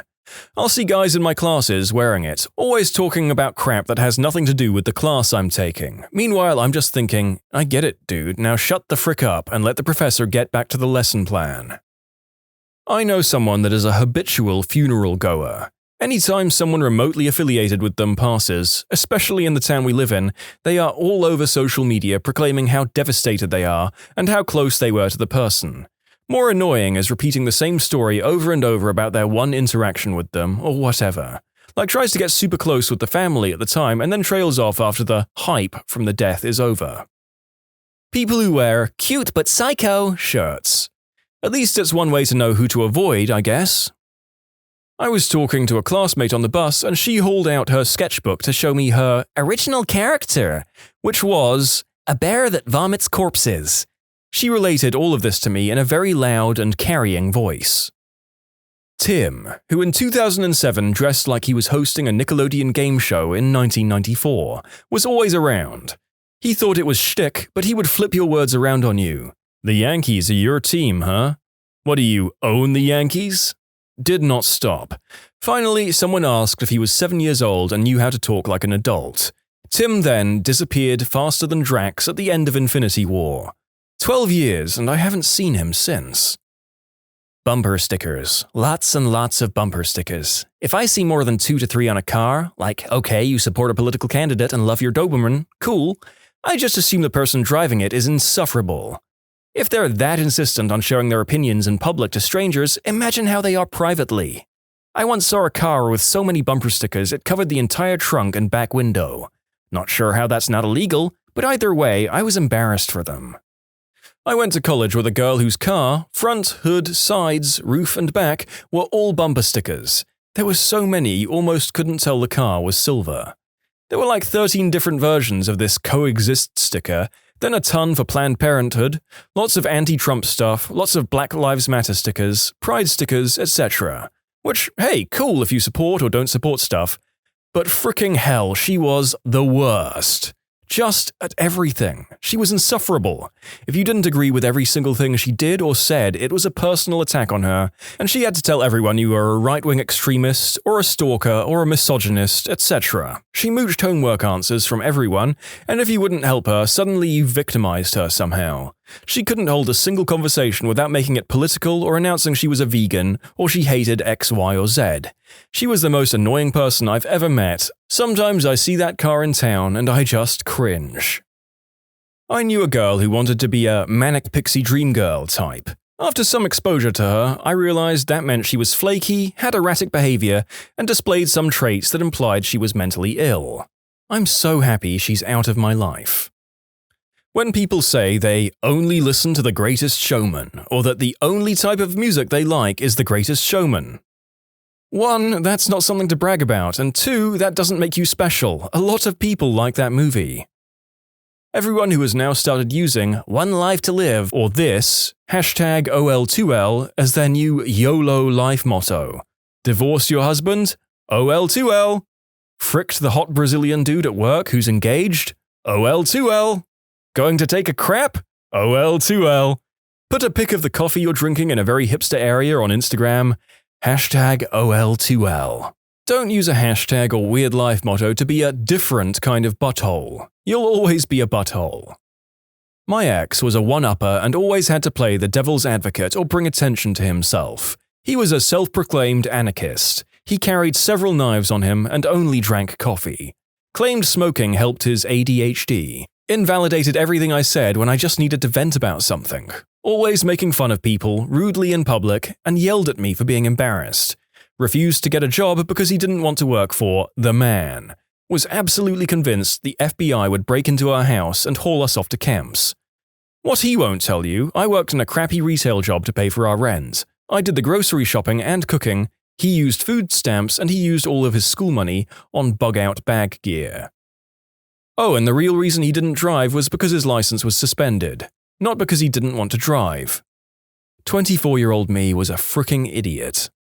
Reddit, what did your crush do that absolutely killed your interest? This was in college. We were acquaintances and had a few classes together. He was cute, funny, and I totally had a crush on him. He asked me out to dinner and a movie. At the restaurant, he ordered the most expensive things on the menu: appetizers, drinks, lobster, and even dessert. When the bill came, he said, "You got this, right?" I was so embarrassed I paid. Then I said I'd skip the movie because I wasn't feeling well, and he asked me to give him $20 for gas and for wasting his time. I didn't and just left. Ugh. After that, he couldn't seem to understand why I didn't want to go out with him again. I was giving her a place to sleep when she was feuding with her mother. After weeks of picking up after her, I dared to complain. She had a screaming fit, picked up her crap, and left. I was glad to be rid of her, until later it got around to me that she was telling people on Facebook that I kicked her out for refusing to give me head. There's a lot I can forgive, but that was the first time I had ever had anyone just straight up make stuff up about me. Screw you, A. Her. Why are you leaving a tip? Me. Because the service was really good? Her.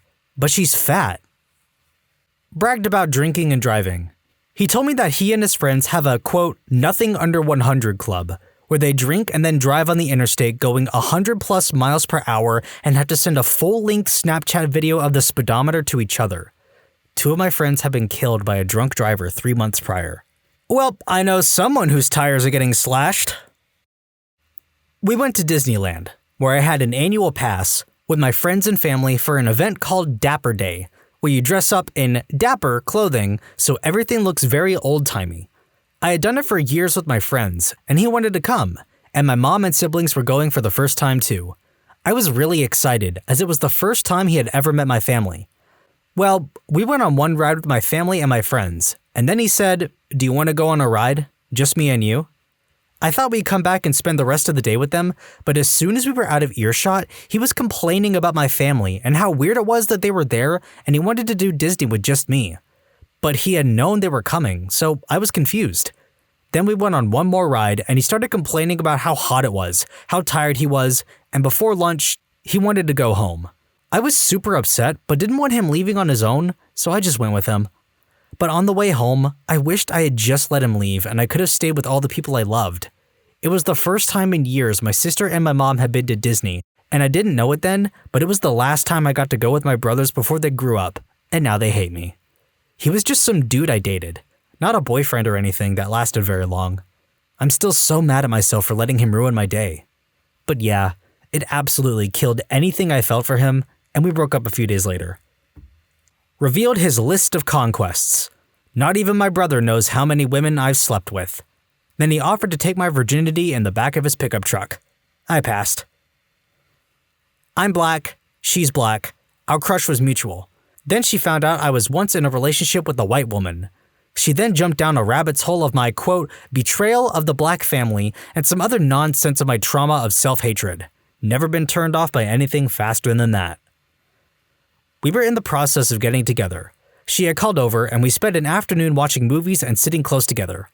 By about 8 in the evening, she was considering staying later and I was casually encouraging her. She asked if she could take a shower and I was like, yeah, sure, of course. Glad that the bathroom was clean and tidy and I had fresh towels. Anyway, about 4 minutes later, she calls me saying she needs help with the shower, and I give her a moment to get a towel around herself and knock on the bathroom door. She opens it completely naked and shows me that she's having trouble with the shower controls.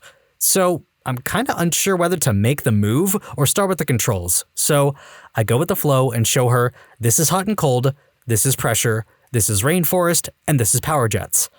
In the 5 seconds it takes me to do this, she has sat on the toilet, which is kinda a weird thing because I need to be able to make the next move.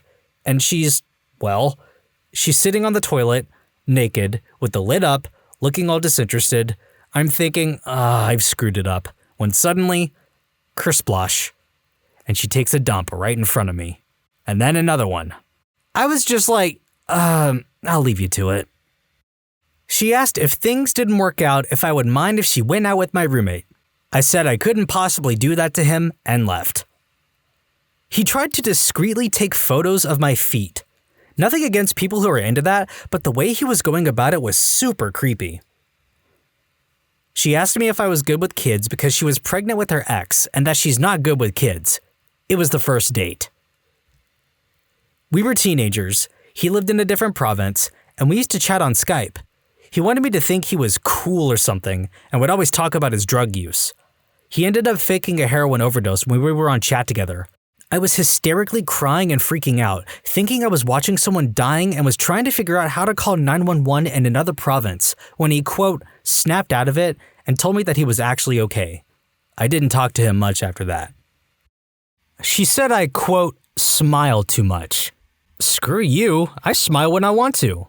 I try to find joy. Kept arranging times to talk and whatnot, then always forgot or was not available. Oh god, as someone with ADHD, I really felt this one. I'm so worried this is gonna happen to me one day. I tend to struggle with planning things if I want to participate in several social events, so I have to tell people in the current social event that I'll be going to another social event after I'm done with this one. Time for 3 back-to-back ones.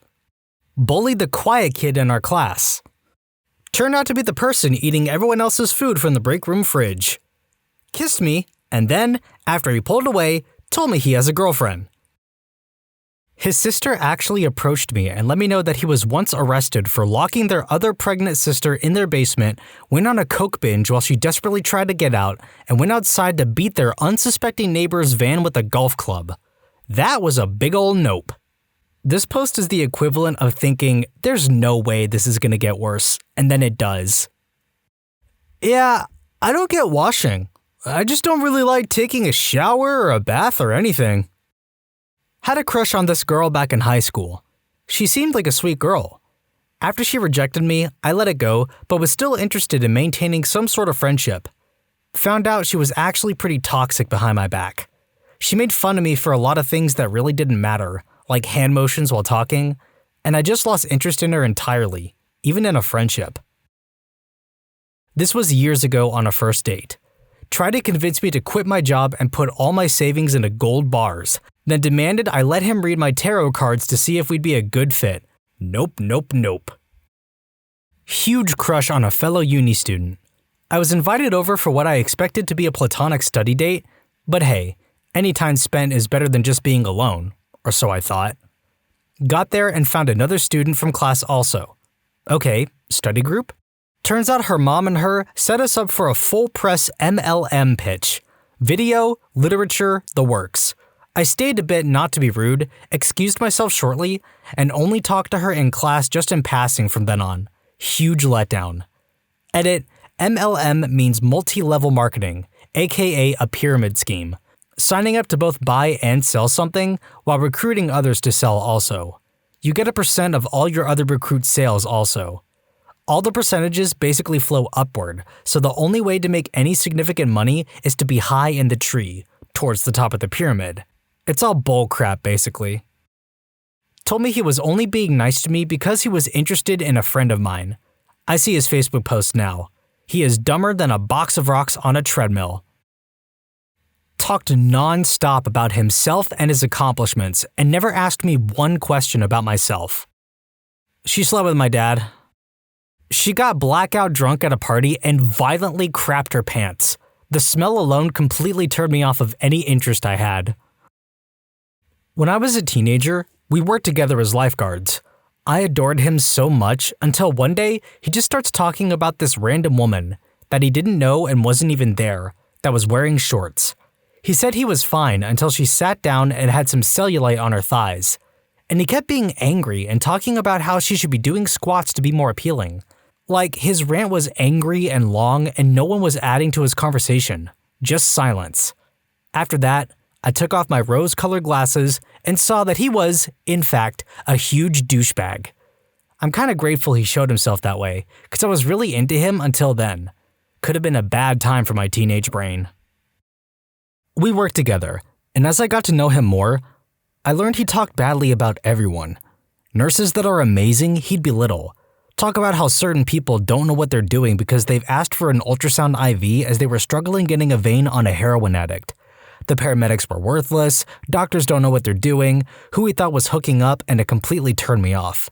He's in his early 40s and into gossip more than my teenage daughter. He picked me up for our first date and his car was disgusting. Not talking a few trash items, the entire back seat and floorboard was completely covered in piled up trash, even up front. I had to step on empty McDonald's bags, old soda bottles, wrappers, etc. to even get in. And all he said was, just move it around with your foot. No sorry or anything.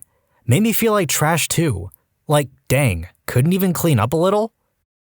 Dumped me after 9 months because she wasn't ready for a serious relationship. Got into a relationship the next day and was married within 5 months. Told me that she didn't like me back anymore, but maybe if I waited long enough, she would like me like that again. Edit, she told me that I had gotten more critical lately and I, quote, changed. So she wanted me to change back before she would be with me. Too critical about every word I uttered under the name of sarcasm. Light the back fence of the school on fire to, quote, impress a mate. Edit, should add that he did it whilst high. Basically shut me down and made it clear to me that I was being the typical nice guy cliche. This is back when I was about 20. After a couple days of sulking, I started examining my behavior and realized she was absolutely right. Glad it happened. My ideas of how relationships should work were entirely twisted at the time. I got my stuff together shortly after, addressed my stupid and entitled behavior, worked on myself, mentally and physically, and eventually met an amazing woman who is now my wife. Scary to look back and think of how close I got to becoming one of those incel neckbeard types. I'll kiss you, but I'd never date you. Told me he liked dating broken girls so he could fix them. See you later, hard-on. Talked smack about every woman in his life. Should have seen the red flags earlier. Didn't realize until later that he probably did the same to me. Apparently, having an opinion about anything and speaking for yourself isn't a very ladylike thing to do. I was a midnight clerk at a truck stop, and a very, very good-looking man came in every night on his run to visit with me. He wore an ankle monitor for probation/parole. I asked about it, and he told me he was falsely accused of kissing his ex-wife's daughter. She was 13. I took his word. He seemed to be a real good guy. About 2 weeks later, we were bullcrapping and flirting, and a little girl about 12 years old came in with her dad. He looked that little girl up and down like a pervert. I was instantly sick to my stomach. She invited me over to her place, not as a date thing, but just to hang out as friends. Her house was absolutely filthy, and the glass of Coke she gave me had a hair in it. She was really cute and had a great personality and was genuinely a nice person, but as soon as I saw cat crap on the floor near the front door and just dirty everything, My crush disappeared and I left in a hurry. Well, it turns out he wasn't interested in girls, so I knew I had to kill my feelings or feel stupid for keeping them. Said she was starting up a group for LGBT youth. I asked her why, and then realized I had been barking up the wrong tree. Attempted to get through a horror movie together, and he kept letting the movie run, then rewinding the movie so that the horror never came. He pretended to be scared and would whine about the quote, scare that was coming. I guess he thought this was a cute gesture and would refuse to continue. It dragged a 5-minute scene into a 45-minute production of his, oh no, but I'm scared. No, I don't want to. This is terrifying. This was a guy who told me that he loved horror movies. He was full of really weird contradictions, but this was the straw that broke the camel's back. Edit, holy cow, this really blew up. Thanks for confirming I'm not insane for being annoyed with his actions. Thanks for the comments. A lot of them were hilarious. There were a lot of questions, so I'll try to answer some of them. What was the movie? It was an older J horror movie called Kuchisake Onna. I think the English title was something like The Carved Mouth Woman. You mentioned he fast-forwarded. Do you mean rewound? Nope, I do mean fast-forwarded. He would rewind, then fast-forward to get to the beginning of the scene, and then pause it and whine about how it was going to be scary. He would also study the pause scene and look at clues to determine what the scare was going to be. Did you comfort/hug him? It was maybe the second time we'd hung out together, so even though I was interested in him, it was too early to say we were dating, and I was pretty shy and kind of reserved, so no hugging would have happened even if it had all gone well. What were you doing during the 45 minutes? I remember thinking, is he for real? Then thought that somehow maybe he was trying to tease me. He's a man of a lot of contradictions. So I played along for a while. By the time 15 minutes passed, I'm sure I was sighing audibly. I suggested that we stop and maybe watch something else. He refused. Close to the 30-minute mark, I think I snapped and said words to the effect of, come on, it's probably not that bad. Let's just finish. Go through with it and continue the movie. Don't waste time. He laughed and kept up the one-man show of, I'm a sensitive man and I'm not afraid to show it. I gave up and just started looking through my phone because this was such a waste of time. And finally, I think he realized he'd gone too far and let the scene play out. Did you end up finishing the scene? Nope, because he tried the same thing at the next scary part and I made my excuses and got out of there. Was he a child? Nope, fully grown male of legal age. Why didn't you just stab him? I considered it, but I wasn't carrying my Dexter kill room equipment and the blood would have been too messy. Just kidding. He was tall and I'm pretty short. Probably wouldn't have ended well for me. Did you let him know why you didn't want to see him again? Nope. I never told him that this was the defining moment in which I lost interest. He was also kind of controlling and had a number of really weird quirks that I won't bore my fellow Redditors with. Basically, we just didn't talk as much after that, and that was that. Dude was the perfect epitome of the term douchebag. He used to be nice to people only to gain their trust and then betray them. He was attractive though, and a smooth talker as well. We started talking, became friends, and I developed a crush on him. Unfortunately, I never knew then what type of double-headed snake he was. Then, on one day, I witnessed him throwing his best friend under the bus just to save his reputation. Completely lost interest, cut ties with him, and he gave no craps about it. Only then did I realize how toxic people can be sometimes. Started gaming with him and learned that he threw tantrums worthy of a toddler when losing matches. She physically shushed me in a group with her finger on my lips while I was singing along with my friends to a cover band. She ate a live snail. I was in 6th grade. She detested cats and insisted that I give up my furry buddy before she'd move in with me. It wasn't that she was allergic to cats. She issued the ultimatum because, according to her, my cat, quote, received too much of my time and affection and she wasn't going to compete. We played Monopoly. That game brings out the absolute worst in people. Overheard her insulting my hobbies, clothes, hairstyle, personality, etc. with their friends. Now, I was never Prince Charming, but man, that hurt. He didn't believe in dinosaurs. One of those super religious types, and someone got into a conversation with him about dinosaurs, and he was absolutely convinced that, quote, dinosaur bones were put there by the devil to trick us. As a firm lover of dinosaurs, as soon as I heard that, any and all attraction disappeared. Bouncer at a bar I used to go to. I had a mad crush on him, and he was beautiful. He was a bit of a tart. Every night, some starry-eyed, equally beautiful woman would leave with him. Being a bit of a tart was not a deal-breaker for me. I was too back then, if not as successful as him, as I'm not a super pretty girl. But one night, I guess he left crap too late. The hot girls were gone, and he informed me that he was willing to take me home that night. No. Nothing less sexy than, "That'll do, pig." Being treated like a sure thing, and of course the answer is going to be yes, because how would someone like me turn down someone like him? Being rude to the waiter and complaining that food is taking too long during dinner rush hour. I worked in the industry for a year. It's not easy when being slammed during rush. Started dating my best friend after flirting heavily with me for a week. She offered to drive and pick me up in her car because we had plans to go out to dinner and get to know each other better. I realized after about 20 minutes she was not driving to the restaurant and instead stopped at a gas station to get into someone else's car and buy drugs. Basically made me an accessory to a drug deal under false pretenses. My 18-year-old self thought it would be cute to invite him to a Christmas parade, but this dude had the audacity to ask me why I thought he would ever be interested in someone like me. Girl in car behind him honked when the light turned green. He got out of the car and began screaming and banging on her windshield. That's when I knew he was a psycho and I needed to get out of that relationship. Took me a destroyed home and 2 restraining orders later, but we've been broken up for 3 years now. She brought a friend to dinner with us, which was okay, I didn't mind. Then they both shoplifted afterward while I was on the other side of the store. Told her I didn't date thieves and she broke down apologizing.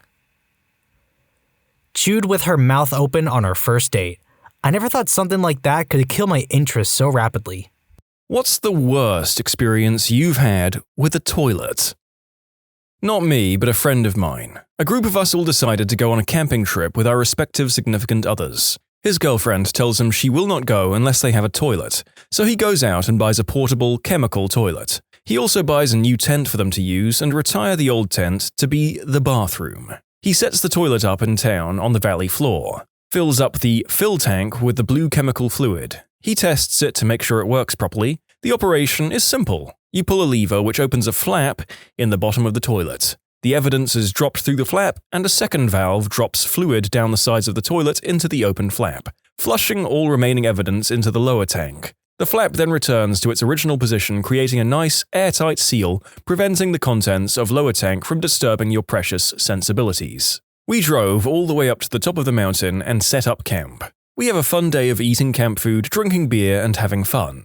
It's now probably close to midnight and pitch black. My friend is the first one to need to use the new bathroom with the new 20th century chemical toilet. He excuses himself and proceeds to thoroughly test the storage capacity of the upper bowl. He pushes the lever to open the flap to the lower sealed tank, and immediately he gets a lesson on air pressure displacement, as the 7,000 or so feet higher elevation has resulted in a much higher pressure inside the waste tank than the air outside. There also appears to be a slurry of liquid and solid waste between escaping air and victim. What we hear around the campfire is a loud thwomp, followed by the friends screaming, oh God, oh crap, no! Of course, being the good friends we are, we rush to his aid with him yelling, don't come in here! Don't come in here! Many wet naps were used that night, a midnight Creek River bath, and years of teasing came from that night. That was the last camping trip for that tent. It was retired. The toilet, however, still is used, but the reason for the little screw valve on the side was learned by all. In conclusion, pressure difference in camping toilet became crap fountain. I wonder if, on deliberation, his partner would have just preferred crapping in the woods like the other campers do. I've never used one of these devices, and now I'm not sure I ever would. Was at Target one day, shopping for groceries and whatnot. I then got that feeling, you know, when you've got to take a dump. I rushed to the nearest bathroom and unleashed the beast. Mind you, this Target only had one bathroom, and it was a bathroom where only one person could be there at a time. I thought it would be a quick crap, but it turned out I was wrong, and it would not stop coming out. This goes on for about 10 to 15 minutes, and then I hear knocking on the door. It was a lady that said, my son really has to use the bathroom, would you please hurry up? I couldn't really respond to her because of all the pain I was feeling, so I basically moaned and grunted at her. After about 3 minutes, I hear a kid screaming, Mommy! And I could probably tell it was the mother's son. Hearing this, I knew I needed to hurry up, so I forced myself to squeeze out the extremities faster. As soon as it's done, I whip fast as possible. The worst part is that when I tried to flush the toilet, it clogged. So about 3/4 of the toilet bowl is filled with crap, pee, and toilet paper.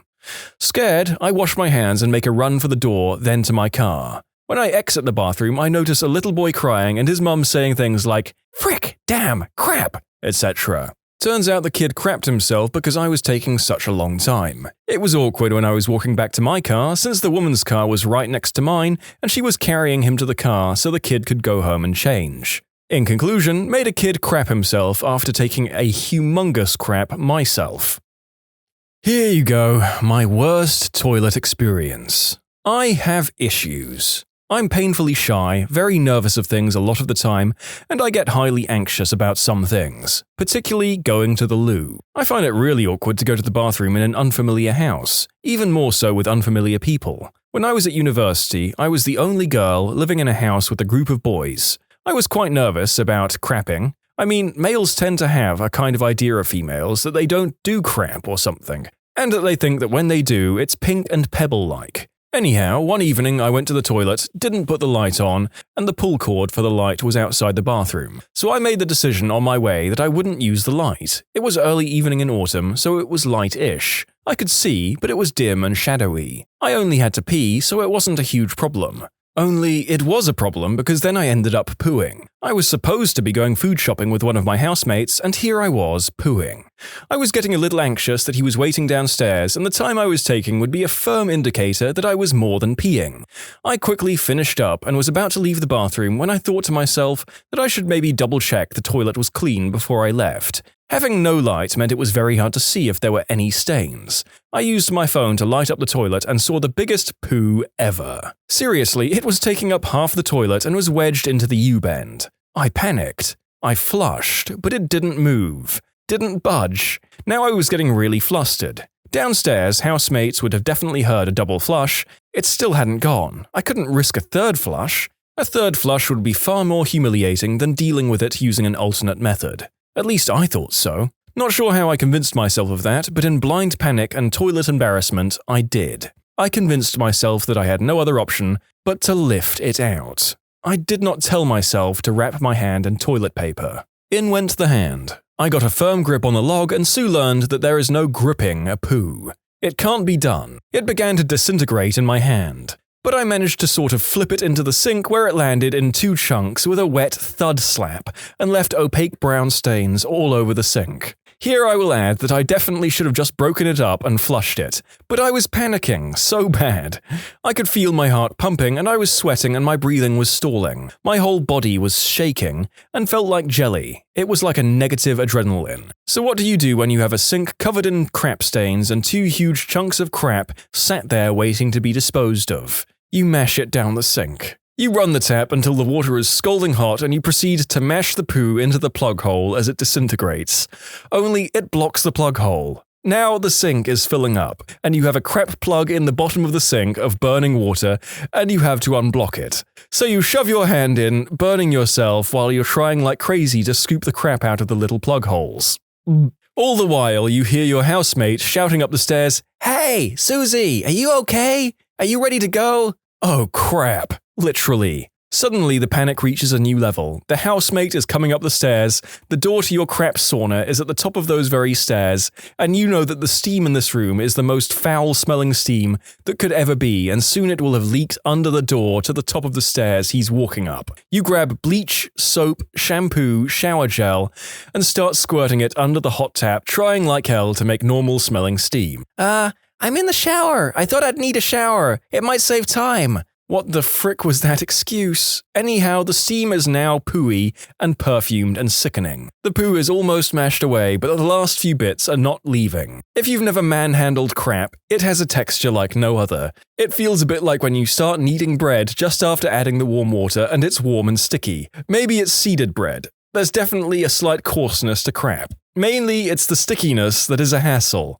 And the smell. Obviously, it sticks like melted chocolate and dough combined into a sticky, thick nightmare. You force the last few nuggets down the sink and start trying to wash your hands. The smell will not leave. Will not budge. After 10 minutes of scrubbing and soaping and crying and sitting because your legs will no longer support you, you decide to do the walk of shame. Exit the bathroom, tell your housemate that you were sick in the shower and it took some cleaning up. Remember suddenly, thanks to Beethoven, that tomato juice gets rid of skunk smell and wonder if it will get rid of poo smell. Set off to the supermarket in new hope of getting rid of the smell. The biggest "oh crap" came in the toilet roll aisle when my housemate says, "Oh, this reminds me, I did the biggest crap ever earlier. It wouldn't flush, I just had to leave it." It wasn't even my own crap. I'd known this guy for 3 weeks and had already gotten up to my elbows in his crap, all because it felt weird pooing in an unfamiliar environment. That flatmate's gonna try and take a dump at least 3 times before he leaves the house from now on. Yep, this incident will scar her for life. He will constantly go to the bathroom before he does anything, really. Holy crap, I must have been that kid. I thought this would be a funny topic to do, and it very much is. However, it's also making me pause to gag intermittently. So a mixed bag in summary. A mixed bag of poo, pee, and my spew. Here's another one. I was pooping in a train toilet. I thought it was locked. My country's train toilets use electronical locks. You push a button and it's supposed to be locked. But it wasn't. Some young good-looking lady walked right in. I was confused and didn't know what to say. 1, because I was crapping, and 2, because she was a fine-looking woman. So what came from my mouth joyfully was, "Tickets, please!" And then the door closed automatically. I have Hirschsprung's disease, which basically means I was born without the muscles that move poop through the intestines. Basically, when I have to poop, there's no holding it in for a while. I have maybe 5 minutes before I crap myself. So I have many, many poop stories. My favorite happened when I was about 10. I went over to a friend's house, whose mother was a teacher at the school we went to, for the night. Since she's a girl and I'm a boy, we couldn't sleep in the same room, so I had to sleep in her older brother's room, who was about 16. Right before it was time for bed, my friend's mum said not to use the bathroom in the brother's room. I definitely didn't hear this, probably because we were playing Legos or something. Anyway, about 2 a.m. I feel the need and rush to the closest bathroom, her brother's bathroom. I left the beefiest, runny crap I have ever crapped in that poor, poor toilet. There's 3 funny parts to this story. First, there was no water in the bowl. Crap, there was no water in the whole bathroom. Second, everyone knew not to use that bathroom, the door was always shut, so the smell slipped under the nasal radar for like 3 days and the contents of the bowl hardened into poop steel. Lastly, her mum asked me at school if I knew anything about them needing to replace a certain toilet in a certain forbidden bathroom. That's amazing. I worked in a display suite for new apartments. The toilets were always dry. One Saturday morning, we opened up the display to the most foul stench I've ever smelled. It was the middle of summer, and the display suite was all glass, with a tin roof so it heated up like a sauna. Trying to find the source of the smell, we realized that someone had crapped in the display toilet last weekend, despite there being no toilet paper or water in the toilet, and being too embarrassed or inconsiderate to tell anybody. So for a week in the middle of Australian summer, this turd sat there festering. It was rancid. The worst part was, because it was in a working environment, it was a biohazard. The company I worked for was too cheap to professionally deal with the issue, so the cleaners tried to vacuum it out, blowing hot poo air out the back of the vacuum, only making the smell worse. It took weeks to get out, and now we seal the toilets shut. Typically, I won't drop a deuce anywhere but my own house, but one time I was at my new girlfriend's house and the situation was dire. I was getting sweaty fighting it. My stomach was making the sound that there were radioactive gases brewing, and I knew I didn't have time to get all the way home. So instead, thinking that I have the bowels of a normal person, I went to the bathroom and destroyed that toilet. Even with the fan on, I'm positive she heard it as if I recorded it for her on my phone. Finally, it was over. I flush and it clogs. I spent a total of 45 minutes in there between the act and the post-war toilet maintenance, and lost any smooth points I had with her for the next several months. In conclusion, pooped in my girlfriend's house and went from knight in shining armor to the poopsmith in 45 minutes. So, what happened with you guys? I reckon it all went down the toilet from there. One time when I was little, I wanted to know what it would be like to be blind, so I blindfolded myself. When it was time to pee, I couldn't see the toilet and accidentally peed on the lid and started crying. Not sure if it was my worst or my best. I was peeing when a big sneeze hit me, which made me fart, which for some reason was followed immediately by a burp, which made me snort in laughter, which gave me the hiccups. You deserve an award for that. Is that what number 3 is? Burp snort. I once farted at the exact same time someone texted me. My phone was in my front pocket and set to vibrate. For a split second, I thought I'd farted so hard it was coming out front and back. I was walking into a stall in a subway, as in the underground transportation system, when I slipped in a puddle of pee and stuck my right arm into a pile of unflushed crap in the toilet in front of me, soaking my knees in pee, covering my hand above the wrist in the worst case of the runs I've ever seen, and badly spraining a couple of fingers when they caught on the edge of the toilet when I was catching myself. Then I spewed. I was at my girlfriend's house for the second time and things were still rather tense. I got a terrible stomachache during dinner and had to use the bathroom immediately. The layout of their house was in a way that the bathroom was next to the dining room. Not wanting to make much embarrassing noise, I wisely created a nest of toilet paper on the ground to later transfer the poo into the toilet. Squatting down, I began crapping, lost my balance, fell, hit my head on the counter, and fell unconscious. I was found in a mess of crap when I came to. I feel like this is an unfinished story. What happened when you came to? Not only will this technique prevent splashback, but it will muffle the sound.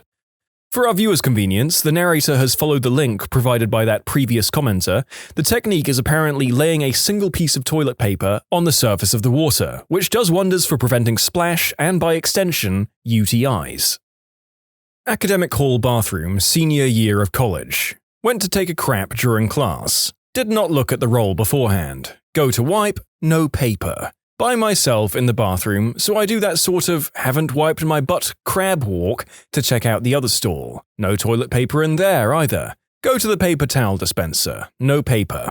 Ended up using a handful of gum wrappers I had in my pocket to get enough to walk downstairs to the other bathroom and finish the job. I still have nightmares. Okay, so when I was in the first grade, I went to this hardcore Christian school in Florida, USA. So one day, my class went on a field trip to the library or something along those lines.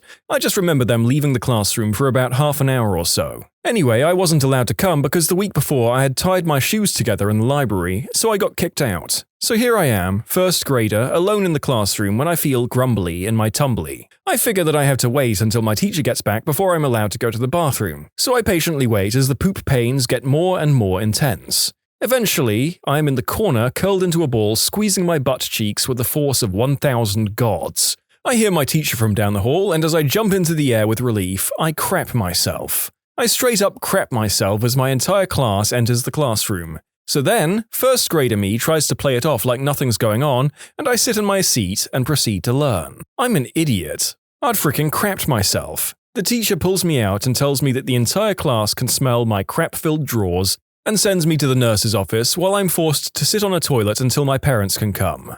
I ended up sitting on that toilet with crap covering my legs and crying for about 2 hours. When my parents finally arrived, I had hives covering my legs from that god-forsaken toilet. In conclusion, crapped myself in the first grade, had to sit on the toilet for 2+ hours with crap covering legs, and breaking out in hives.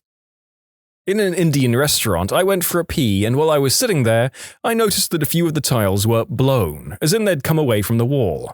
So in my slightly drunken state, I thought, I'll give them a prod. So I did. At that point, a vast quantity of tiles fell off the wall, causing a very loud crash. Everyone in the restaurant heard it. I had to walk back to my table with everyone, including the servers, looking at me. I never went back.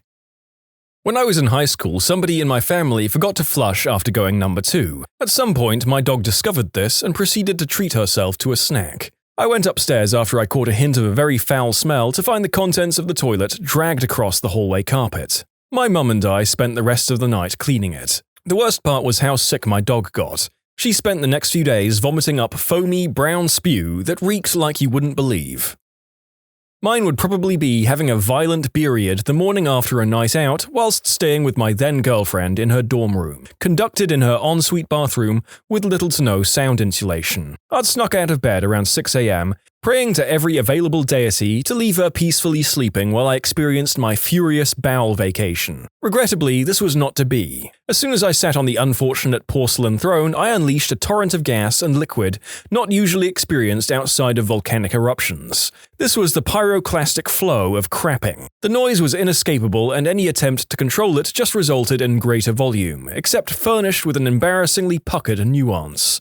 After the storm, I carefully opened the door, once again silently praying that my girlfriend would be clearly asleep, blissfully oblivious to the tarnation I'd just inflicted to her bathroom. Instead, I saw her shaking with laughter under the covers. Possibly not the worst experience one can have with a toilet, as Elvis would no doubt attest, but it was extremely embarrassing.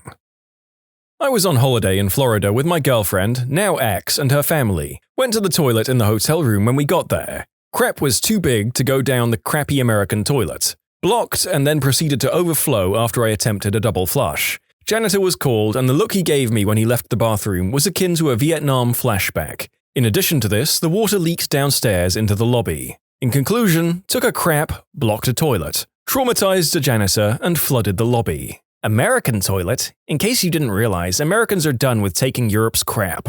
One of my good friends earned the nickname Iceberg by doing just this. Be proud of that crap. Clogging someone else's toilet is almost a rite of passage. It's like being a dog who pees on a fire hydrant to claim their territory. It's your toilet, your grounds now. The best part? You clog up the toilet, they fix it for you. First step in dominating your friends and becoming the alpha. When I was about 8, I accidentally zipped the outer skin of my pee-pee up in my zipper.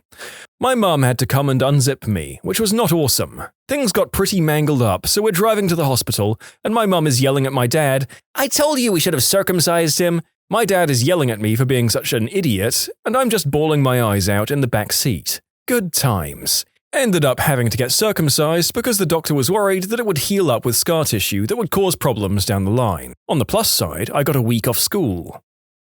At my then-girlfriend's house, and I've got to pee. Excuse myself to take a leak, and I find myself fighting two streams. My pee hole was semi-blocked from my self-pleasure activities conducted a few hours previous. Is there a name for this? Typically, the blockage is only temporary, but on this occasion the two-streamed dragon did not waver. One stream hit the water as the second sprayed the seat, wall, and floor. In hindsight, I should have remedied the trouble by simply squatting lower. In my panic, I used the only available tool I had, my hand, to bank stream 2 back into the bowl. I spent the next 10 minutes cleaning a good amount of pee off the floor and walls. Definitely the time I got locked inside a bathroom stall in the middle of Moscow. I closed and locked the stall door behind me and commenced my business. A lot of vodka the night before was doing a number on me, and I thought about my girlfriend sitting outside wondering what was going on. A few minutes passed, and when I tried to exit, I immediately saw the latch was broken. Completely broken. It wouldn't engage at all. That's when I noticed the claw marks around it. It was half broken and there were pry marks too. Clearly, I was not this toilet's first victim. I panicked and started banging really hard. This was one of those stalls that goes all the way to the floor, so I wasn't crawling out. After a few minutes, I was wedging myself against the back wall and trying to kick it out. I was in full-blown panic mode now. Stuck in a foreign country, I speak a little Russian, but my teacher never taught me, "Help me, I'm stuck in the toilet." The Russian word for help is all I could muster up. After 10 minutes, I began to lose hope. This was deep inside the mall and there was no cell signal on my mobile, so I couldn't even embarrassingly text my girlfriend. After sitting back down and collecting myself, I decided to try and crawl out of the 6-inch space at the top. I shoved my huge winter coat and all my shopping bags one by one over the top of the stall. Then I began to try and scale the wall tile. These were high ceilings. I fell a few times and I heard a lot of Russian men murmuring. I figured all my purchases would be gone. Eventually I squeezed over the top and fell 8 feet down on my butt to a lot of stairs. Then I had to explain why I was in the bathroom for 30 minutes. She didn't even believe me when I told her this story. People who have signed non-disclosure agreements that have now expired or for whatever reason are no longer valid. What couldn't you tell us but now can? House Hunters guest checking in. I never made the show because I didn't close on the house. 1. I had to have a house under contract before going on the show. 2. They was select the other houses we were, quote, interested in. 3. I was assigned another significant other who was more, quote, interesting than my actual SO. That someone was making a wristwatch with 2 faces so you could set one to local time and one to the time you're from, for international travelers. My boss almost immediately broke it and had to pay. I was a model for a few big-name/well-known makeup companies. I did several print ads for magazines and a few television commercials. The makeup artists do use the product advertised, but minimally. Like that mascara they're touting? It's over really good fake eyelashes, and they also used another brand of mascara along with the one they're trying to sell you. Also, the clothes in the ads you see are pinned to high heaven on the model. They fit nothing like they look. It's not you. It's not your body. It's fake advertising. Most of us models look just like you, wearing all that crap without the pins and tucks and double-sided tape. Did some work on the trading floor at Goldman Sachs. I had access to all trading accounts and transactions. Came across some shady-looking accounts which did not meet policy. It did not use clearly identifiable name, and I could not find records of creation or testing for it, etc. I asked my supervisor if I should look into this. He turned to me and said, "We don't ask about those accounts. Just ignore them." Orders from the top. Trading account creation is a long and detailed process that requires formal approval from multiple lines of management. These accounts circumvented all that and were basically anonymous with no trace. They were also trading high volume, and I was told to accept and ignore them. A friend of mine got a job at a prominent local distillery that makes an extremely popular flavored whiskey. They literally buy whiskey from a third-party distillery and dump Tarani flavoring syrup into it. One of my friend's brothers was on the MTV show Room Raiders. Everything in the show is staged. All of the items that they would find were planted. At the end of the show, the prize was not a date with the girl that he, quote, picked, he just got her phone number. Saw the new Ferrari hybrid tech by employee error and couldn't speak or mention it until today, as they launched a new hybrid model. I can now tell you that Ferrari intends to have a car with 3 hybrid motors, and that's pretty much it. Amazon made me sign one when I worked with a company that painted their airplanes before the public knew they had them. I did the FAA paperwork. I was literally only one of like 7 people to see their airplane fully purple with their logo on it. I was actually taken off the project for a day because they thought I lied about not having a Facebook. They meant business. I signed an NDA once when I was an extra on, quote, Mortal Engines. If you watch the movie, you'll learn more than what I did on set. Posted this before if it sounds familiar. Not me, but a guy I know was on Cash Cab. A lot of it was faked. He was told he will be on a travel food show and would get picked up by a fake taxi at a certain location at a certain time. There were camera crews all over outside the taxi, and there's no way on earth you might mistake it for a real cab. Previous pharmacy chain I worked for, always at risk of robbery for opiates, and we were always taught to give the robber what they want with no questions asked. Have heard of times that pharmacists instead gave bottles of Oxy with Tylenol in it instead, and other things that were reckless and dangerous due to possible retaliation when and if they figure out they have been duped. New policy in NDA comes out where specific opiates were placed in a safe with GPS tracker and charger, so when it is removed from radius of origin, it issues remote notification to third party that tracks location and works with local LEO to find the wanted party. I worked for a native casino. The golf courses lost a ton of money for us, as did the advertising for the courses. Food we generally broke even on because of all the comps. If a crime was committed by a dealer, they would watch the dealer for 3 months to see if there were accomplices. They used facial recognition and would pair match you, so if the same person sat with the same dealer over and over, they would know. This way, they could look for accomplices. Then, when they busted you, they would sit you down and make you watch a video of you breaking the law. They did this because they wanted you to plead guilty as opposed to an expensive trial. I had to sign an NDA because I was part of a test screening for The Dark Tower with Idris Elba. Tried to tell them it sucked. They didn't want to listen. We used an extract to flavor our peanut butter porter. Oh, God, it feels good to get that off my chest. Don't forget to subscribe, and if you like Am I the Genius, you'll probably love Am I the Jerk, link down below. I signed an NDA to waitress at a local family-owned restaurant. The owner was nuts, definitely had a severe personality disorder, and was worried about his recipes getting leaked. The restaurant is dead now, and his secret recipes consisted almost solely of frozen packaged food. Edit. Guys, stop trying to guess what restaurant it is. You never will. There are millions of family-owned places with crazy bosses that go under. You don't know the place, and I'm not going to tell you. Also, Mr. Krabs pays his employees enough to own houses and pets. I wish I worked for him. Signed an NDA when I worked as a fit model for Katy Perry's shoe line. Basically, a fit model is used for their good proportions to test out the fit of garments. I'm a solid size 7.5, so hooray for being average. I was hired on 2 occasions and got to hang out and give her my opinion on the fit, feeling, and comfort of different shoes. Didn't think she'd actually be there, but both times she was present and totally running the show.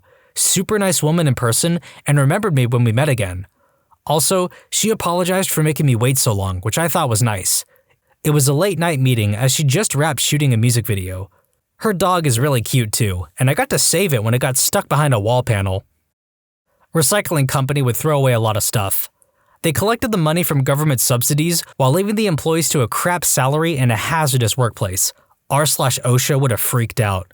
That included having dirty syringes, thank God I didn't get stabbed by one, where people would sort the materials. It was awful. Dungeons & Dragons 5th edition had an amazing online character builder that made character creation a breeze. It listed all of the possible skills per race and class that was intuitive and made theory crafting for characters easy. Personal conjecture? They canned it because it took away from the pen and paper aspect of the game, and they were afraid with an online tool it'd take away from book sales. Worked for a short time as a quality assurance tester at EA and wasn't allowed to talk about the game I was testing, the console port for The Sims 4. There wasn't really much to talk about, but since the first few versions were basically just running the PC version on a console, there were a lot of bugs with it. One of the worst was a lighting bug we started referring to as disco mode, since it caused a bunch of multicolored squares to show up on everything at night or in dark areas. In 1990, I signed an NDA at Chili's when they showed me how to make their new Awesome Blossom. No other restaurant in town had anything like it, and it was hugely popular at the time. Worked at a matchmaking company. It's all bullcrap. It's just throwing darts at a wall until something sticks. There's no science or magic to it at all. Edit, I didn't work for an internet matching company, so they may have a different process. What we did was get a paid client and set them up on dates. The dates we found were from a pool of women, and we would just keep picking one after another. I quit because I felt like the women were just being used, and I became uncomfortable profiting off people's hopes. They very much play up on finding you true love and it's a process, blah blah. They'll very much play up on the fairy tale romance. It did change me. I don't really date anymore because I don't trust the true intentions of people anymore. I became very jaded to dating after all of that. Kraft Macaroni and Cheese are coming out with the more, quote, modern and upscale version to expand their market from lower income folks to higher income folks. It is almost entirely the same product as the 69-cent blue box, but will have a lighter, less orangey color that will be sold as shells and not macaroni. The box will be shaped differently, and it will go for $2.50 or more. Stated to be released by 1995. A certain global conferencing company still saves passwords for their web products in plain text. Any, and I mean any, employee that works there can see the password. My password there was not my pass, you idiot, because I know other people would see it eventually, and they'd even comment/laugh about it. Also, we once discovered that our main conferencing software was letting you sign in regardless of the password you entered, meaning you could sign in with any email address. Once we brought it up, we were first immediately stonewalled and told not to say anything about it in written format. TLDR, they had the dev team and legal on a conference call, and they decided it was best to just keep it quiet until they fixed it later that day. No client was to be notified of the issue. And the ones that knew of it were basically given a runaround until they gave up. They also added call spoofing to the software. They called it something fancier, but it was call spoofing. You could make a call and make it appear from any number you wanted. My team raised this concern many times, but were countered with, quote, no one will actually use it for that. Okay. That place was a goldmine of security risks. There is going to be a Capri Sun sports flavor in roughly 2003. I was a taste tester for Kraft Foods when I was 10. We didn't sign an NDA, but it was supposed to be a secret. Sony got hacked over that North Korea movie because of a 5-year-old account they didn't delete or monitor from an ex-employee. Mini Cooper/BMW replaced our car because the high-pressure fuel pump failed 6 times within 6 months. However, the recorded reason for the replacement of the car was because of, quote, stained interior from dirty mechanic hands, so it wasn't replaced via the Lemon Law. A government in 1972 identified a terrorist by his wife's breasts from satellite images. That's no moon. That's a space station. I was a translator, contractor, for the US military. I also translated Marvel comic books. Marvel had tighter security. Google doesn't hire direct support employees. They open small projects in the US, then hire up to 250 contract employees of varying support positions for the project. Once they get the stats needed to run everything efficiently, they have mass layoffs and outsource their jobs to a country, Philippines/India, that's willing to accept much less than the US counterpart. At the same time, Google rakes in a huge tax cut because they're, quote, creating jobs in the local communities. Edit, yes, this includes YouTube and YouTube content review. I was actually an actor in that commercial that said I wasn't.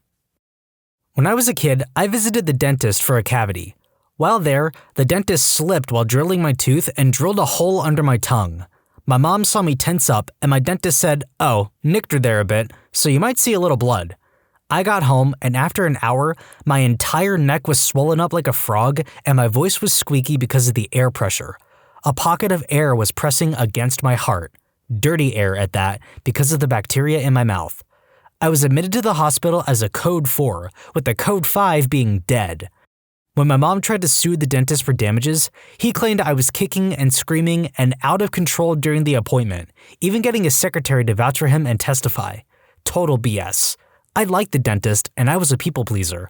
Also, laughing gas.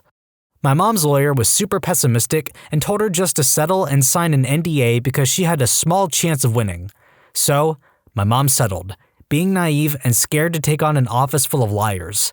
She could never disclose who the dentist was, and we've heard other horror stories throughout the years about this dentist effing up other people's mouths. It sucks because every lawyer we've talked to after the fact says we had a very strong case, and it's likely we would have won. Like, really won. I'm pretty sure the company is bankrupt now, since it's been almost 15 years and the product hasn't seen the light of day. I was interviewing with a company that was working on a new design for a public toilet that was going to change everything. It consisted of the following. 1. A pair of toilets back to back. One would rotate up into the wall where it would be thoroughly cleaned and then rotated back down so the other, recently used toilet could be swung up into the wall for its turn in the washer. 2. The toilets wouldn't have the traditional water pool, but would instead have a conveyor belt that would carry the poo and whatever else back to an open pipe, clog-free. I quickly saw that this product was going nowhere, so I declined to work for them, but sent them a 2 or 3 page email about the pitfalls of the design. 1. What happens when the auto-swapping toilet machine accidentally activates while someone is on the loo? 2. How much more expensive will this be than a regular porcelain john? 3. How hard will it be to retrofit all of the machinery and plumbing for the auto wash into existing architecture? 4. How do you intend on cleaning a conveyor belt that has been exposed to human waste plus whatever other trash that gets put down onto the unit? 5. What will an open vent to the sewer smell like if you don't have the water separation like you do with a regular toilet? Welcome to the toilet of the future. Except we're going back to the past where we didn't have indoor plumbing, but also the outhouses are floating! A huge part of The Bachelorette was scripted. The company I worked for at the time was a major tourism service provider and featured prominently in one of the seasons. We were all pulled into meetings with the higher-up managers, given a spiel about what was in our best interest, and spilling any secrets was punishable by a $5 million lawsuit. Please sign here. I gave zero craps about the show at the time. Still don't. Just wanted to do my job. The, quote, Bachelorette herself was clearly there to further her public profile or, quote, acting career. The scenes were always set up before filming. Behind the camera, nothing was happening. The cast were told where to go, what to do, and how to do it. If half those guys weren't on their phones texting their real girlfriends most of the time, I would be surprised. So fake. So 100% fake. Edit. Well, this is getting a lot more attention than I thought it would. Here's a few tidbits. The NDA was only that we wouldn't spill secrets about the show before episodes involving our company aired. We were also not allowed to, quote, disparage the company, which honestly was easy to abide by since we were treated well and we had excellent managers. The Bachelorette has since gone on to a fairly successful TV career, hosting several shows. All of her official press credits The Bachelorette and her exposure during another elimination-style reality TV show with launching her career. I used to work for a company in the Middle East that provided relocation services to people in America. We represented 3 main companies under 9 different names, which changed every so often when the reviews got really bad. We had a receptionist whose main task, aside from damage control, was to write a few extremely positive reviews for each company every single day in order to counter all the negative ones. Our job was to catalog everything our clients wanted to move and then provide the best possible price while lying through our teeth about the service itself. We promised professional movers who had all the necessary training and tools for the job, great prices, quick deliveries, you name it. On moving day, the movers who showed up were often in unmarked trucks or ones with completely different names and branding on them. The workers were often immigrants who were paid under the table and had no experience whatsoever. The deliveries themselves often took a long time, and items were often lost as multiple moves would be stacked into one truck without much labeling of items or categorizing in general. As mentioned earlier, we changed company names fairly often as the negative reviews and bad press stacked up. Moving is a toxic business, and people will always try to undermine and cheat. This is something you should never cheap out on, as the money is well worth the comfort of knowing your move is in good hands. If you are moving, I recommend finding a company that is local if possible so that you can meet the people who represent it and see that their business is legitimate. More importantly, they will be able to send someone to survey your belongings and give a more realistic quote and time estimate. Even if it costs much more than the quotes you receive online or from salesmen, it is well worth the peace of mind on an already stressful venture. My dad did some top-secret contract work for the Department of Defense back in the 1960s, and he signed a lifelong NDA as part of that job. He's dead now, so I guess it's safe to talk about it. The thing is, he never did break the NDA in any context. The strange part was that the NDA specifically prohibited him from using certain words ever again. The trouble is, some of the words are common vocabulary and it became obvious over the years which words he did not use. Words I know he could not say, because he would find other ways of saying them instead, included ball, balloon, briefcase, bomb, and nuclear. It would have made more sense for him to just say, "there's a balloon," instead of, "there's an inflatable latex object," but you gotta do what you gotta do. Eventually, he did gradually stop avoiding those words for the most part, although he would not discuss the NDA. I've worked with many internet service providers, at the past one of which I'm still under NDA for, but as for the other ones, the equipment replacement fee, divided by 3, that's how much we paid for the box versus how much we are going to charge you. If you're having an issue / something is broken and you want more money, just escalate the issue about twice for maximum return. Don't go past the supervisor's supervisor, however, because while there may be a level above them still within the call center, if you hit corporate, be prepared, because they are not required to be nice. As an example of the above, the story I tell is an angry lady who was out of service for about 6 hours. She was not happy with our get off our phone offer and escalated again. By doing so, she passed on about $65 worth of credits, 2/3 of her total bill, and a going forward discount on her total bill that would save her about $7 a month for another $80 over the next year. That was not good enough. She escalated past us and the word came back via email. Her credit for time out of service was instead calculated down to the minute, meaning instead of $65, her new offer was now $1.12 and no discount off the monthly bill. If she attempts to escalate again, I was told to inform her we would take advantage of our service policy and cancel her account. Please return your modem within 30 days or face a $99.99 replacement charge. Had to sign an NDA for a secure shipment that came into a building I ran security at. Shipment came in at 2 a.m., unmarked transit van, 2 guys had to verify their biometrics and give me the correct password, then was required to deactivate the cameras on the floors along the travel routes they took inside the building and wipe the footage of them entering and leaving. Long play videotapes, so easy to say, oops, tape got chewed. They unpacked a set of vases and trundled off to put them in a private vault. Don't know what the heck was in them, but I've seen less security for pallets of precious metal bullion. People who hired a personal investigator. What did you uncover? My mum was an attorney who worked in the workers' compensation insurance. Her colleagues were representing a woman who had been gravely injured on the job and deemed totally unable to work. The opposing attorney hired a PI to investigate this woman. Let's call her Jane. They get to court and present the video footage as their platinum evidence, proving that this woman was totally able to work. Here is Jane mowing her lawn. Here she is unloading her groceries from her car. Here she is walking the dog. Here she is going for a run, etc., etc. Jane's attorneys sat there totally quiet. When it was their turn to cross-examine the PI, they declined any questions. Their turn was up next. Who is the first witness for the opposing side? We would like to call Jane's identical twin sister to the stand. Jane's identical twin had moved in with her bedridden sister after the work accident. Full benefits awarded to Jane. Apparently the look on the faces of the opposing attorneys was the stuff lawyers' dreams are made of.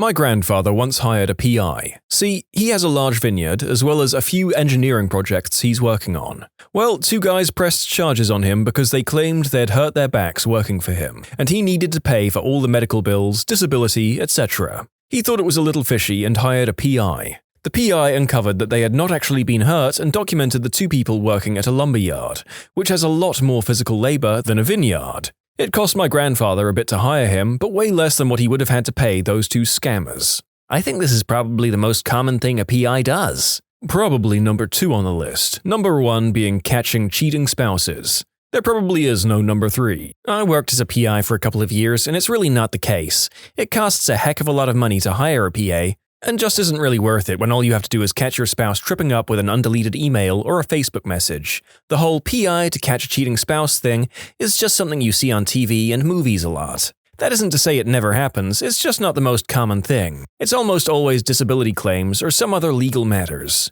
If you think about it, it really makes sense. When you're threatened with having to pay a crap load of disability money to someone, you have a lot more to lose, and chances are you're a little more able to afford a PI than some stay-at-home wife whose husband works late a little too often. Well, Mr. Former PI, that may be true in the majority of cases, but I will say that in this group of stories it seems like some people have been crazy paranoid enough to hire PIs to spy on their spouses. Starting with the following.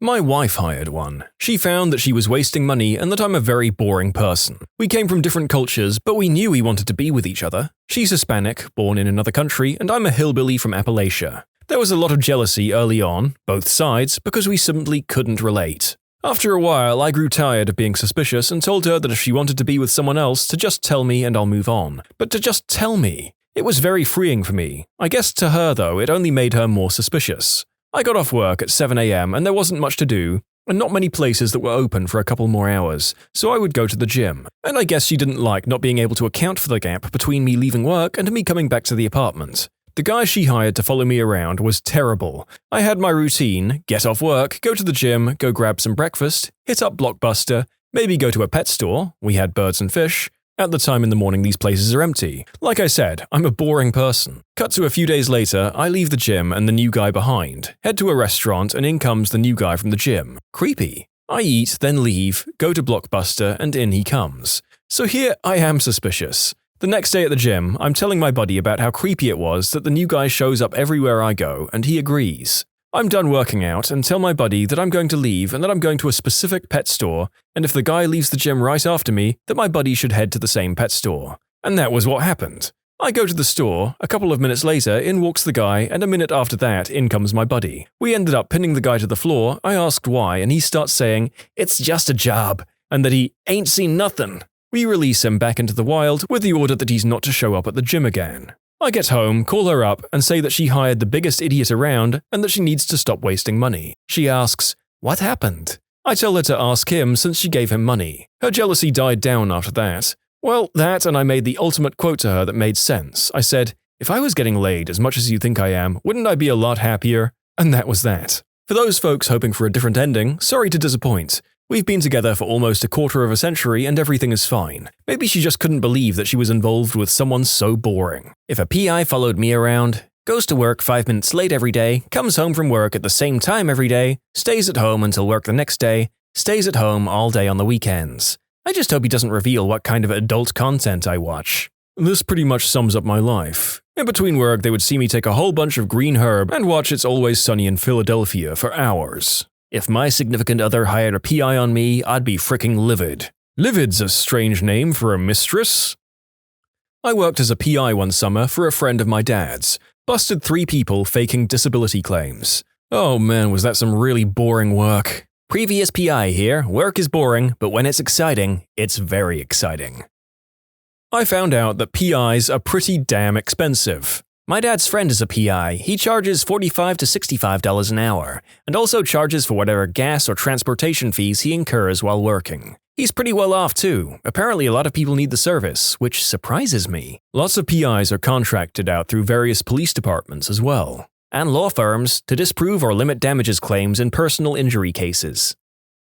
My mother hired one to follow my father, who's a 6th grade teacher. So he was cheating on my mum with a former student of his who was 14 years old, and my father was 36 at the time. Was jail involved soon after? No, the parents of the girl didn't press any charges, as they were pretty okay with it. In fact, he married her soon after.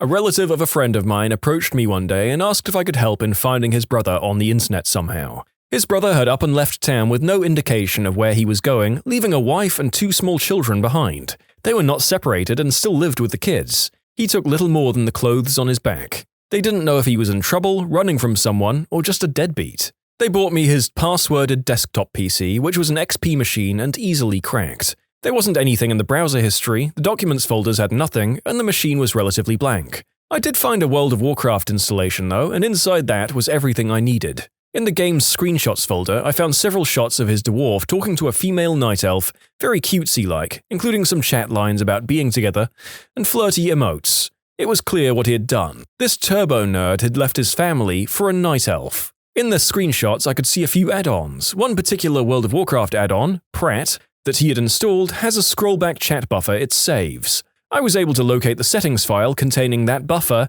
and in it was his last conversation with her before leaving, including an actual address, 800 miles away. Google provided a name, phone number, and satellite photo of her house and car. They were blown away when I gave them his pinpoint location. He called the number right there on his cell phone and asked for him, and sure enough, he was there, probably shocked to crap to get a call from his brother after this disappearing act. As far as I know, he didn't return home, but I'm sure my little detective work made sure the kids got their child support. In conclusion, Turbo Nerd Dwarf Hunter becomes the hunted.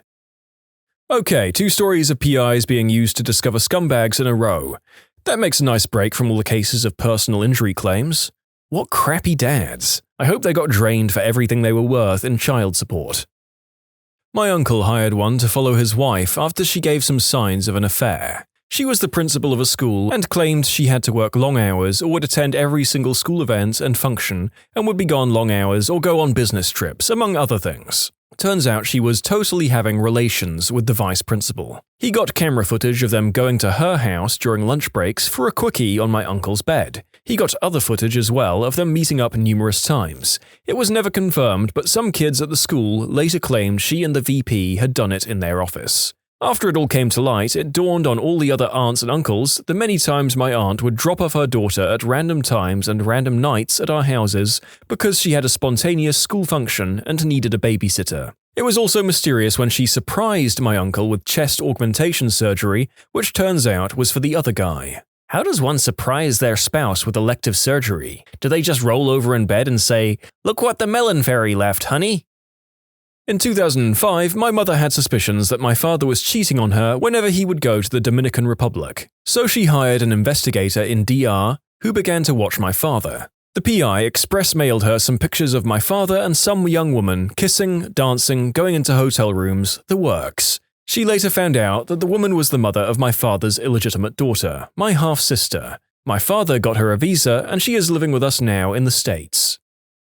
I was trying to locate a former business account who had failed to return some of my property. PI quickly determined she used several different names, several different birth dates, sometimes claiming to be a senior citizen, and had used 20 different addresses in the previous few years, all over the country. PI was as baffled as I was, said she was either a con artist or mentally ill, or both. Anyways, too bad for her, her new employer had issued a press release about her hiring. Rather than contacting her, I'd already tried that, I'd exchanged some emails with her without results, I contacted her new boss. UPS man delivered my property to my door 2 days later. My mum is a divorce attorney, and she has one she recommends to her clients when necessary. It's all about hiding money. I've talked to the guy and basically he does a lot of online research and looking at money statements and stuff. Sounds actually really boring. I have not hired one, but my now father-in-law hired one when I first started dating his daughter. Funny part is, I was working in the port, with ships, when I stopped at the guard shack and told them that I was being followed by some strange person. The PI pulled up next and had 3 port police officers pull guns on him and tell him to get out of the car. I think he ended up going to jail. Laughed my butt off, but I did sort of feel bad. I would have called the dad up and offered him anything he wanted to know, at only half the cost.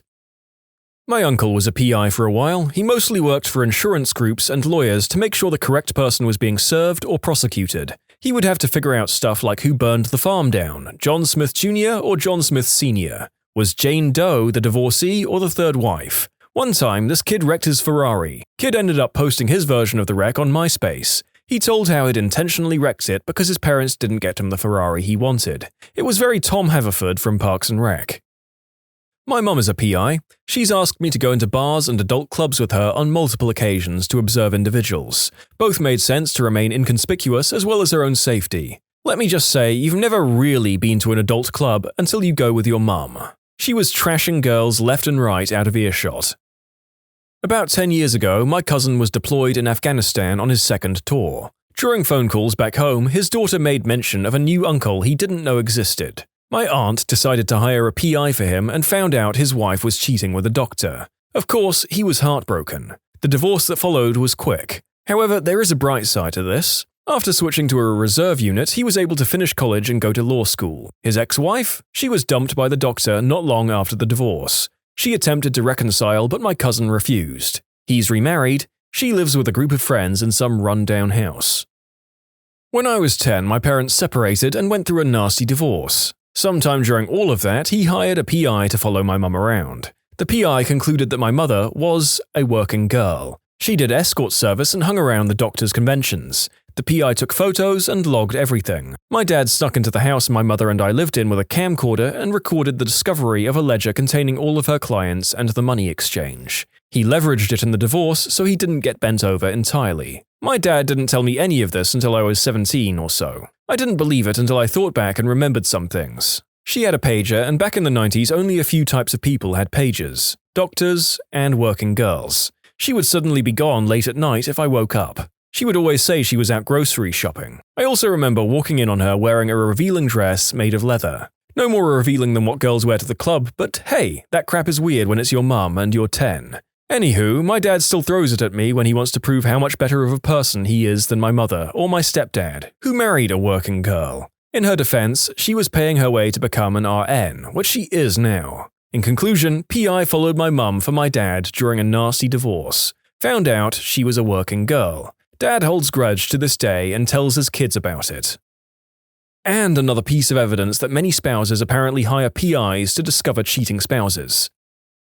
Okay, so I'll bite. Nothing like hunting down a psycho ex or anything like that, but it's interesting enough. So I was living in England and had an uncle living in assisted living in California. He was 95 at the time, a little fuzzy about some things, but on the whole, sharp as a tack. He was deeply religious and attended church weekly. A couple of women from the church had made friends with him, drove him to church, bought him trinkets and whatnot, and basically took care of him, sort of. Sounded okay to me. Heck, I was in England, what was I going to do? The only thing that jarred me a little bit was one time when I was talking to the woman on the phone, one of them told me that my uncle had signed over power of attorney to them. That struck me as a little odd. My uncle and I weren't really close, but being his heir, along with my brother, wouldn't he have told me about it? I shrugged it off, though. Again, what was I going to do? I was 6,000 miles away. Besides, and this is what gets a lot of people, he was of sound mind. He was a free agent, so it was really none of my fricking business. A year or two go by, I check on him periodically and everything seems fine. I come home one night and my phone is ringing.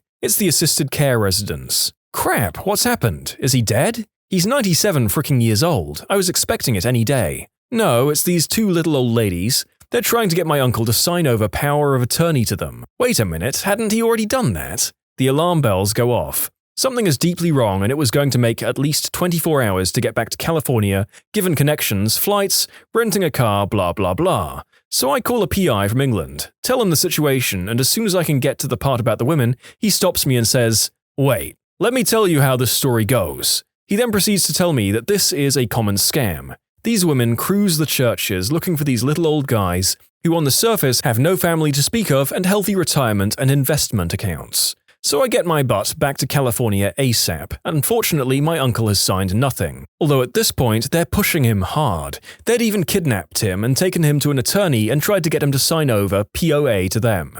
Little did they know who they were dealing with. My dad's side of the family sets the gold standard for stubbornness. I learned this early on when my dad said no, that was it, give it up, because that was an answer that was not going to change. My uncle, all 100 pounds and 97 years of him, had dug in his heels. So we signed over POA to me, and now the hunt begins. Where were his accounts? These women handed over nothing to me, a few receipts but no accounts, nothing. So this PI and I ended up hanging out for a few days, tracking everything down. I can't begin to tell you how much I learned from this man, a complete original. Vietnam vet, former Navy SEAL, carried a knife in his boot and a gun in his shoulder holster. So he shows me it's mostly research, and that I resonate to since I work in research. Painstaking, boring, turning over one pebble at a time kind of investigation. Knowing how to talk to people, how to observe. It requires a massive amount of patience. We went to every bank within 20 miles, and by schmoozing and showing my POA, we found what we thought was every account. I then went over everything. They had played a shell game, borrowing from him, hadn't quite stolen from him,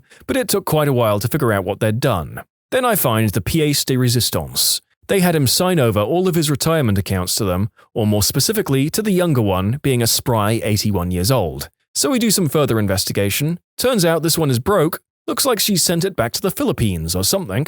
She spent a lot of time in Vegas. So here's how it shakes out, a common scam. These two little Jezebels made a play for my uncle, who fell for the younger one, hook, line and sinker. They get him to sign over all of his retirement accounts to them, and then all they have to do is outlive him. At 81 and 83, respectively, with my uncle 96, it should be easy. So I confront them, told them that I knew what they were doing and I had the evidence. I didn't really, I only strongly suspected, and that I could turn them in. So they spilled the beans, told me what they'd done.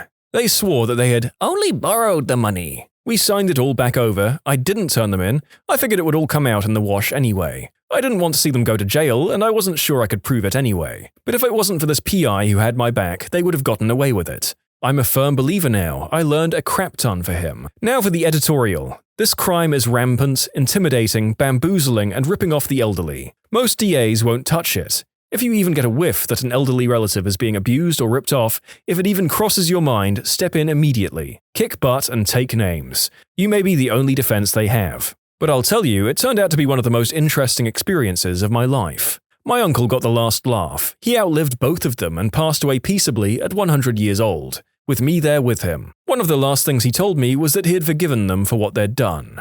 In conclusion, elderly uncle is nearly scammed out of $500,000 by a couple of Jezebels cruising the churches. PI steps in and saves the day. I learn a crap ton.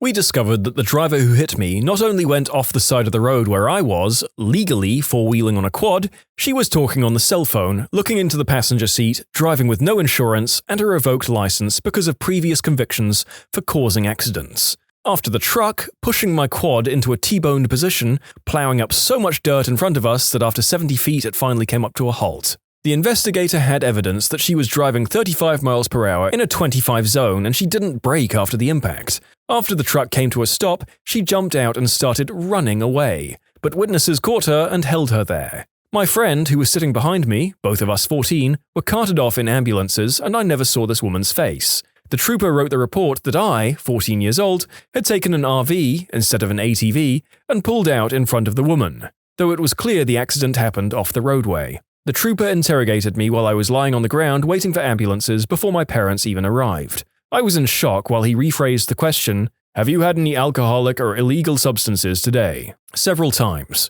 My neighbors finally asked him to wait until my parents arrived. In the hospital room, he questioned me further while my parents were on their way. The nurse had to ask him to stop as my neck was being evaluated, and I had not even had pain medication yet. The accident was deemed my fault, although there were 2 eyewitnesses who testified against the woman to the trooper, and later in court I was told by the DMV I would have to pay the woman's truck damages before I was allowed to get a driver's license. And I carried SR22 insurance for 5 years after I received it. The investigator uncovered proof that the trooper knew the woman who hit me and was possibly friends with her. For the months in between the accident and when the investigation was complete, I fought an awful amount of guilt, believing it was my fault and not having any memory of the accident. My friend's leg was badly injured and required extensive surgeries over the next 5 years, and she was visiting from Texas and had to be medevaced back there via helicopter, which left her family with a huge financial burden. During that time, I even considered taking my own life and took one attempt that thankfully failed. My parents took the case to the state Supreme Court over the course of the next 3 years, and when we finally came to trial, the judge said the only way the report could be cleared and the financial obligations relieved is if the state trooper took back his statement. When we began going that route, we were told the trooper had been dismissed from the force for wrongful behavior, and his testimony was worth noting.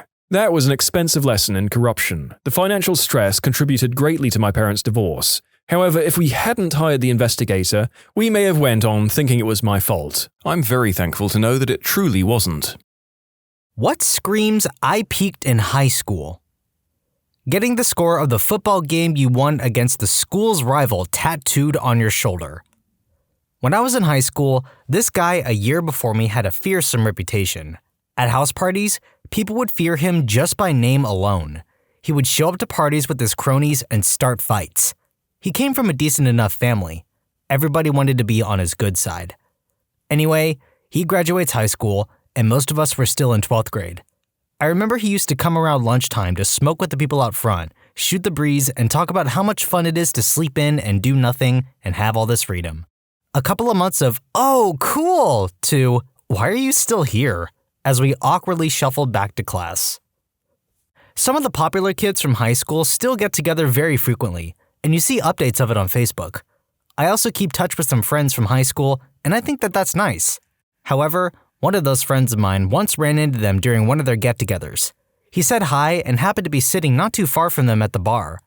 He said that all they did for the whole night was talk about high school. They looked up old classmates on Facebook, laughed at them, called them names, looked at their spouses, and called them names too. They still thought themselves the popular kids, as if they still had some sort of influence on all these people. Everyone has moved on, done interesting things in their life except for them. They're just rehashing old drama and old rumors. One of those girls had a small bit of success as a photographer in high school. She won a couple contests that were aimed at teenagers, and her photos weren't bad. Her parents turned this into a very big deal. Her friends all wanted to be in her photos, and she was dead set on going to art school and getting the recognition she deserved. I don't know if she ever made it into art school or if she dropped out, but she definitely did not become a photographer. Instead, you see her launching some new startup business selling asinine live, laugh, love crap about once a year. I dated a guy with this high school mascot tattooed on his arm. It was such a turnoff. A guy who graduated from my high school back in 2003 was arrested a few years ago for his second DUI. He was wearing his Letterman jacket in his mugshot. At my 10-year reunion, the prom queen came wearing a tiara with a custom Queen 03 sash over her shoulder. I had to go outside, I was laughing so hard. But I'll be danged if she didn't rock that outfit the whole time, so respect. Still sad though. We used to play indoor floor hockey in a loft room in the big gym of my middle school. One game I scored 3 goals, one of them being a bank shot off the wall. The next year I wrote about the game for an assignment in English class and the teacher read it to the class the next day. I'm not sure which one was my peak. Still bullying the nerds at your 10-year reunion. Dropping out of college to promote your pyramid scheme. As someone who recently graduated, the students who returned to the school every time they came home from school just so people would pay attention to them. Also, not sure how to explain it, but the people who now post blank screens and just text on their Snapchat stories that just say things like, "Always crazy to see who you can really trust when XYZ happens," or "Surprising to see who really cares about you when you need friends the most." Like I said, I don't know how to explain it, but there's definitely a correlation. I taught at a high school in the US for exactly 1 year. During that year, some guy who had graduated a year or so prior came back to visit about 3 or 4 times.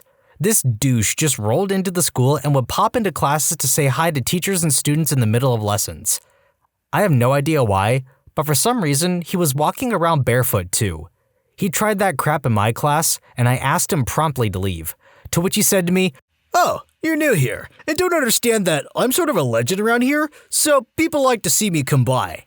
Yeah, I kicked, quote, "the legend" the heck out, and promptly advised my students to move on with their lives after they were finished with high school. I knew a girl in college who tried to do the same crap as the other guy I just mentioned, but her old school wouldn't allow her and her friends to even enter the building. She was really mad about it and commented, "How could they do that? We ran that school." That was the saddest thing I had ever heard someone say. sharing every memory from Facebook, talking about the good old days and wish we could go back when it's only been a few years since graduation. Filming yourself running drills and throwing footballs off camera in front of your van/mobile home. Selling pot to teenagers and then trying to get them to stay and smoke with you. How do you do, fellow kids? Do you also smoke the marijuana? Want to earn money from home and set your own hours?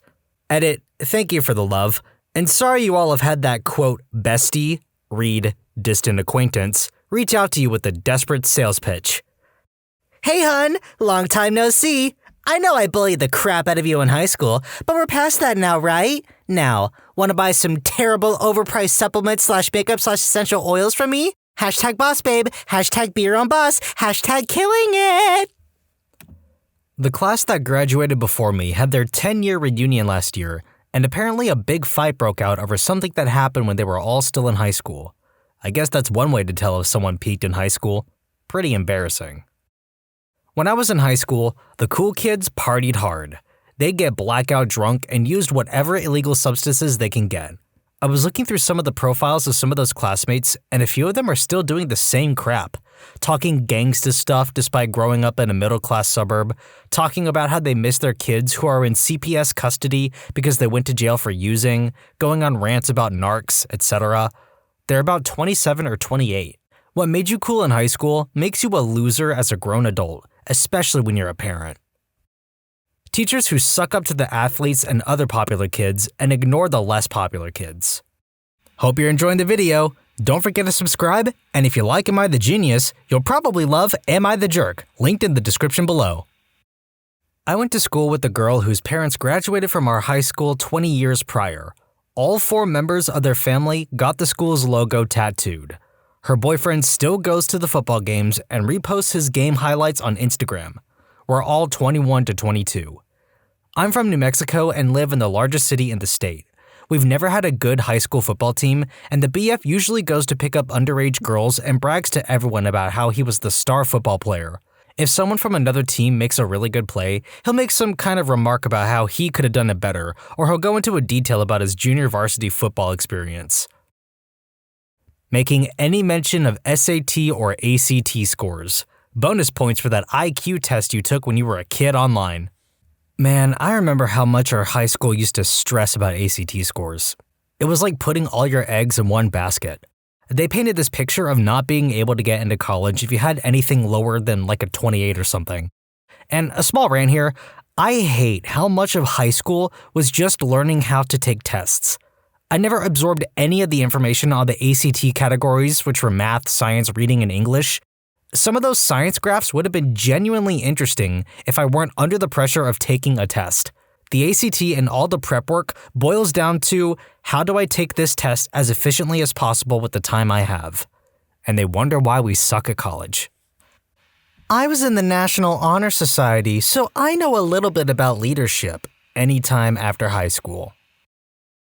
Still wearing your Letterman jacket and class ring in your 30s. Talking about high school sports games from a different decade as if they meant something. Still living in your hometown and looking forward to that night at the bar just before Thanksgiving when everyone who left comes home, so you can talk about high school stuff to people who have grown up and have real lives now. I have a good one for this. My cousin once dragged me out to a local bar that I don't particularly care for due to its reputation. But I was going through a separation and figured I could use a night out. A guy comes up to me, clearly already drunk, and belligerently declares, "I've never seen you in here before." I replied, "That's because I've never been in here before." "Well, I'm just saying, I've never seen you here before." "Okay." "I'm John. I used to play football at the school up the road. You know, the school just up the road, up on the hill." "Yes, I know the school. I went to the same school." "Yeah? I played football there." "Good for you." "I don't remember you from school." "I don't imagine you do." "Well, I'm just saying, I played football there and I don't remember you." Finally, he walked away. More like stumbled away. This was back in around 2013. I graduated in 2004. He was 1 or 2 years ahead of me. So it had been over a decade since he graduated, and he was using his high school football to hit on chicks at the bar. He moved on to hit on my cousin, so I pretended to be her lesbian lover to chase him off. She thanked me for it. Guy is a total tool and always was. Edit, I seem to be catching a little flack from a few people for being, quote, rude myself. I left a portion of the conversation out to avoid being too long-winded. I did ask him if he remembered a secretary at the school, and he started trash-talking her. I told him she was my mother. He paused, at least he stopped trash-talking mom, and then cycled back to not remembering me belligerently. To add a bit more context, I remembered him from school from a different belligerent encounter. He randomly said to me one day, "You're like some kind of pothead, right?" I said no and asked why he thought that. He explained that I hung out with a few known potheads. I did, and that must mean I was a pothead too. So I explained that they were just my friends, and just because they smoked didn't mean I had to do it too, and that I didn't. Which was the truth. He repeated the notion that I must be because of who I hung out with, so I explained again that I didn't. He finally dropped the subject. This dude has always been belligerent, douchey, repetitive, and incapable of carrying a conversation. Hope this info and context clarifies things. My friends used to get together to play Halo, the old 4-person split-screen multiplayer, and they destroy me every time. Now, we've all moved away, and we play shooters together online occasionally. I win almost every time now that they can't see my screen. Those suckers screen peaked in high school. I'm mad. I'm mad about this pun. Dying before graduation. Yeah, okay. That mean you peak in high school by default, huh? A guy graduated 2 years before me, in 2006. He got a job as a school narc my senior year. Basically, a job that is somewhere below security and barely a step above student. We had our 10-year reunion last year in the school gymnasium, and there he was, with the sunglasses on at 8 p.m., sporting a sweet Flavor Saver and Dickie shorts, with his black socks pulled up to his knees, as was the fashion for all the bros at my high school when we attended. He was making the rounds, trying to enforce every single rule that was imposed on students. Meanwhile, we are all 27 to 29 years old, and nobody is taking his crap. Eventually, someone told him, "You were a tool in high school. Nothing has changed. Get lost, narc."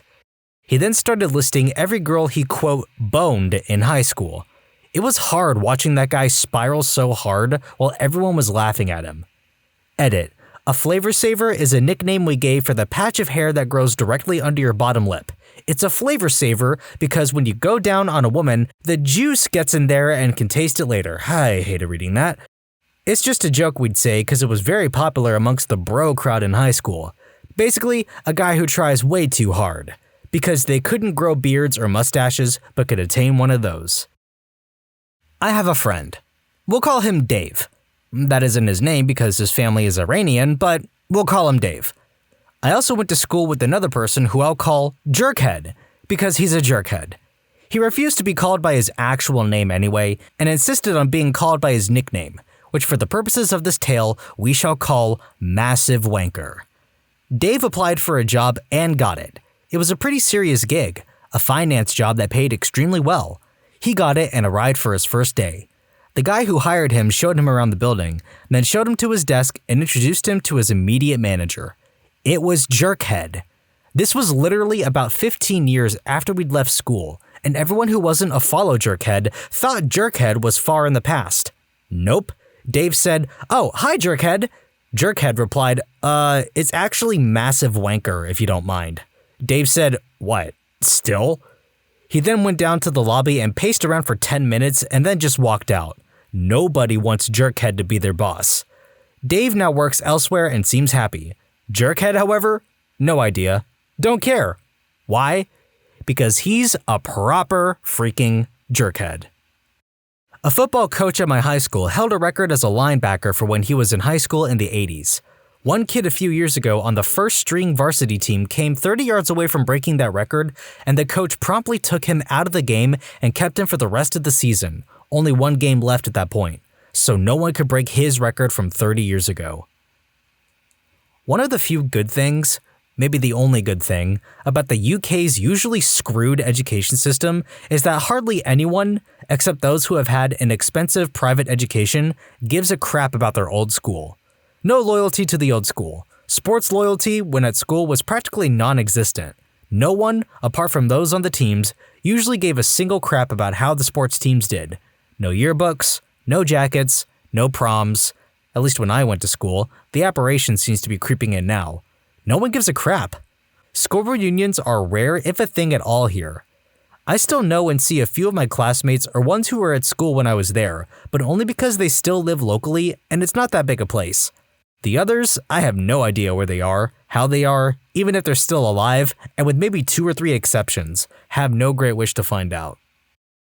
Still drinking in the same pub you drank in as a student, because that's now full of students.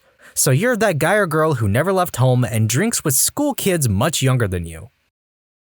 Never advancing your life past the moment when you graduate. I have a cousin who still lives with his parents, has had the same job he had since junior year, and has done nothing else with his life. Alternatively, I have a cousin the same age still living with his mom, but he's going to college and taking care of his grandmother. I think he wants to make it big as a concept artist, but he's working on a fallback degree before he makes the big leap. Huge difference. See, living with parents isn't a bad thing. America is kinda unique in how it treats that. Because you'll find that in a lot of European and Asian countries, people will stay with their parents into like their 30s and even start their own new families to stay, rather than just saying, "You're 18 now, screw off and have fun." That being said, people in those situations are the second scenario because they're still trying to support themselves and take care of family. Really aggressive sport parents.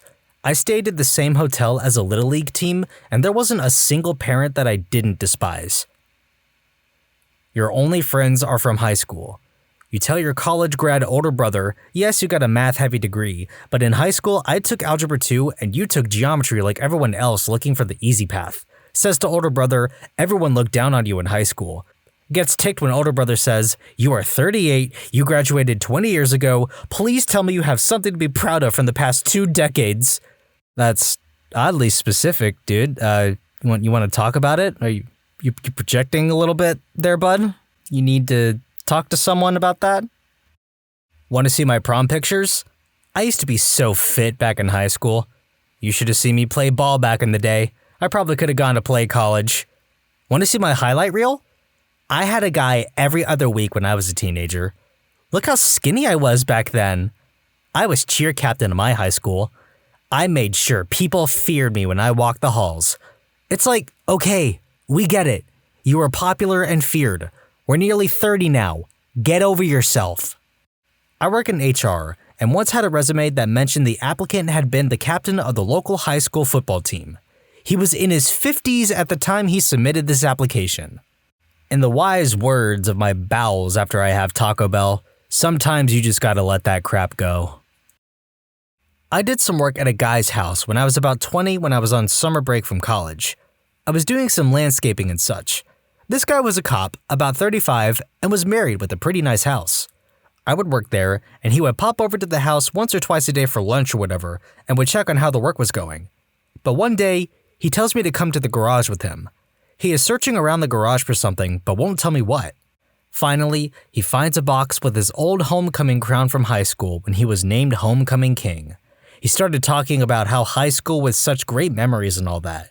He was trying to show off and thought I'd be really impressed, but I was really embarrassed for him, to be honest. My mom, a 42-year-old, has a giant stack of numbers that boys gave her in high school. She brings them out to brag every now and then. It's embarrassing. A Slipknot tattoo, an older model Honda Civic, and an assistant manager job at Pizza Hut. The Civic has nothing to do with this, and you will leave that poor little well-built car alone.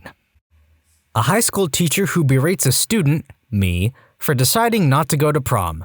You're going to regret it for the rest of your life. I see why you became a high school psychology teacher. I'm late to the party, but a former coworker of mine, who just turned 45 years old, posts pictures and messages about him and his brother breaking track records in high school. Sometimes it's a picture of almost 30-year-old newspaper clippings, other times it's trophies, or maybe it's a nostalgic message of wanting to go back in time to high school and being the greatest again. He also likes to mention one of his records is still unbroken. I wished he had cared about his job performance as much as his track and field record. My time working with him would have been much less stressful. loud mufflers, and revving your engines on residential streets. I live in the South, so every single Ford F-150 I see driving in my town?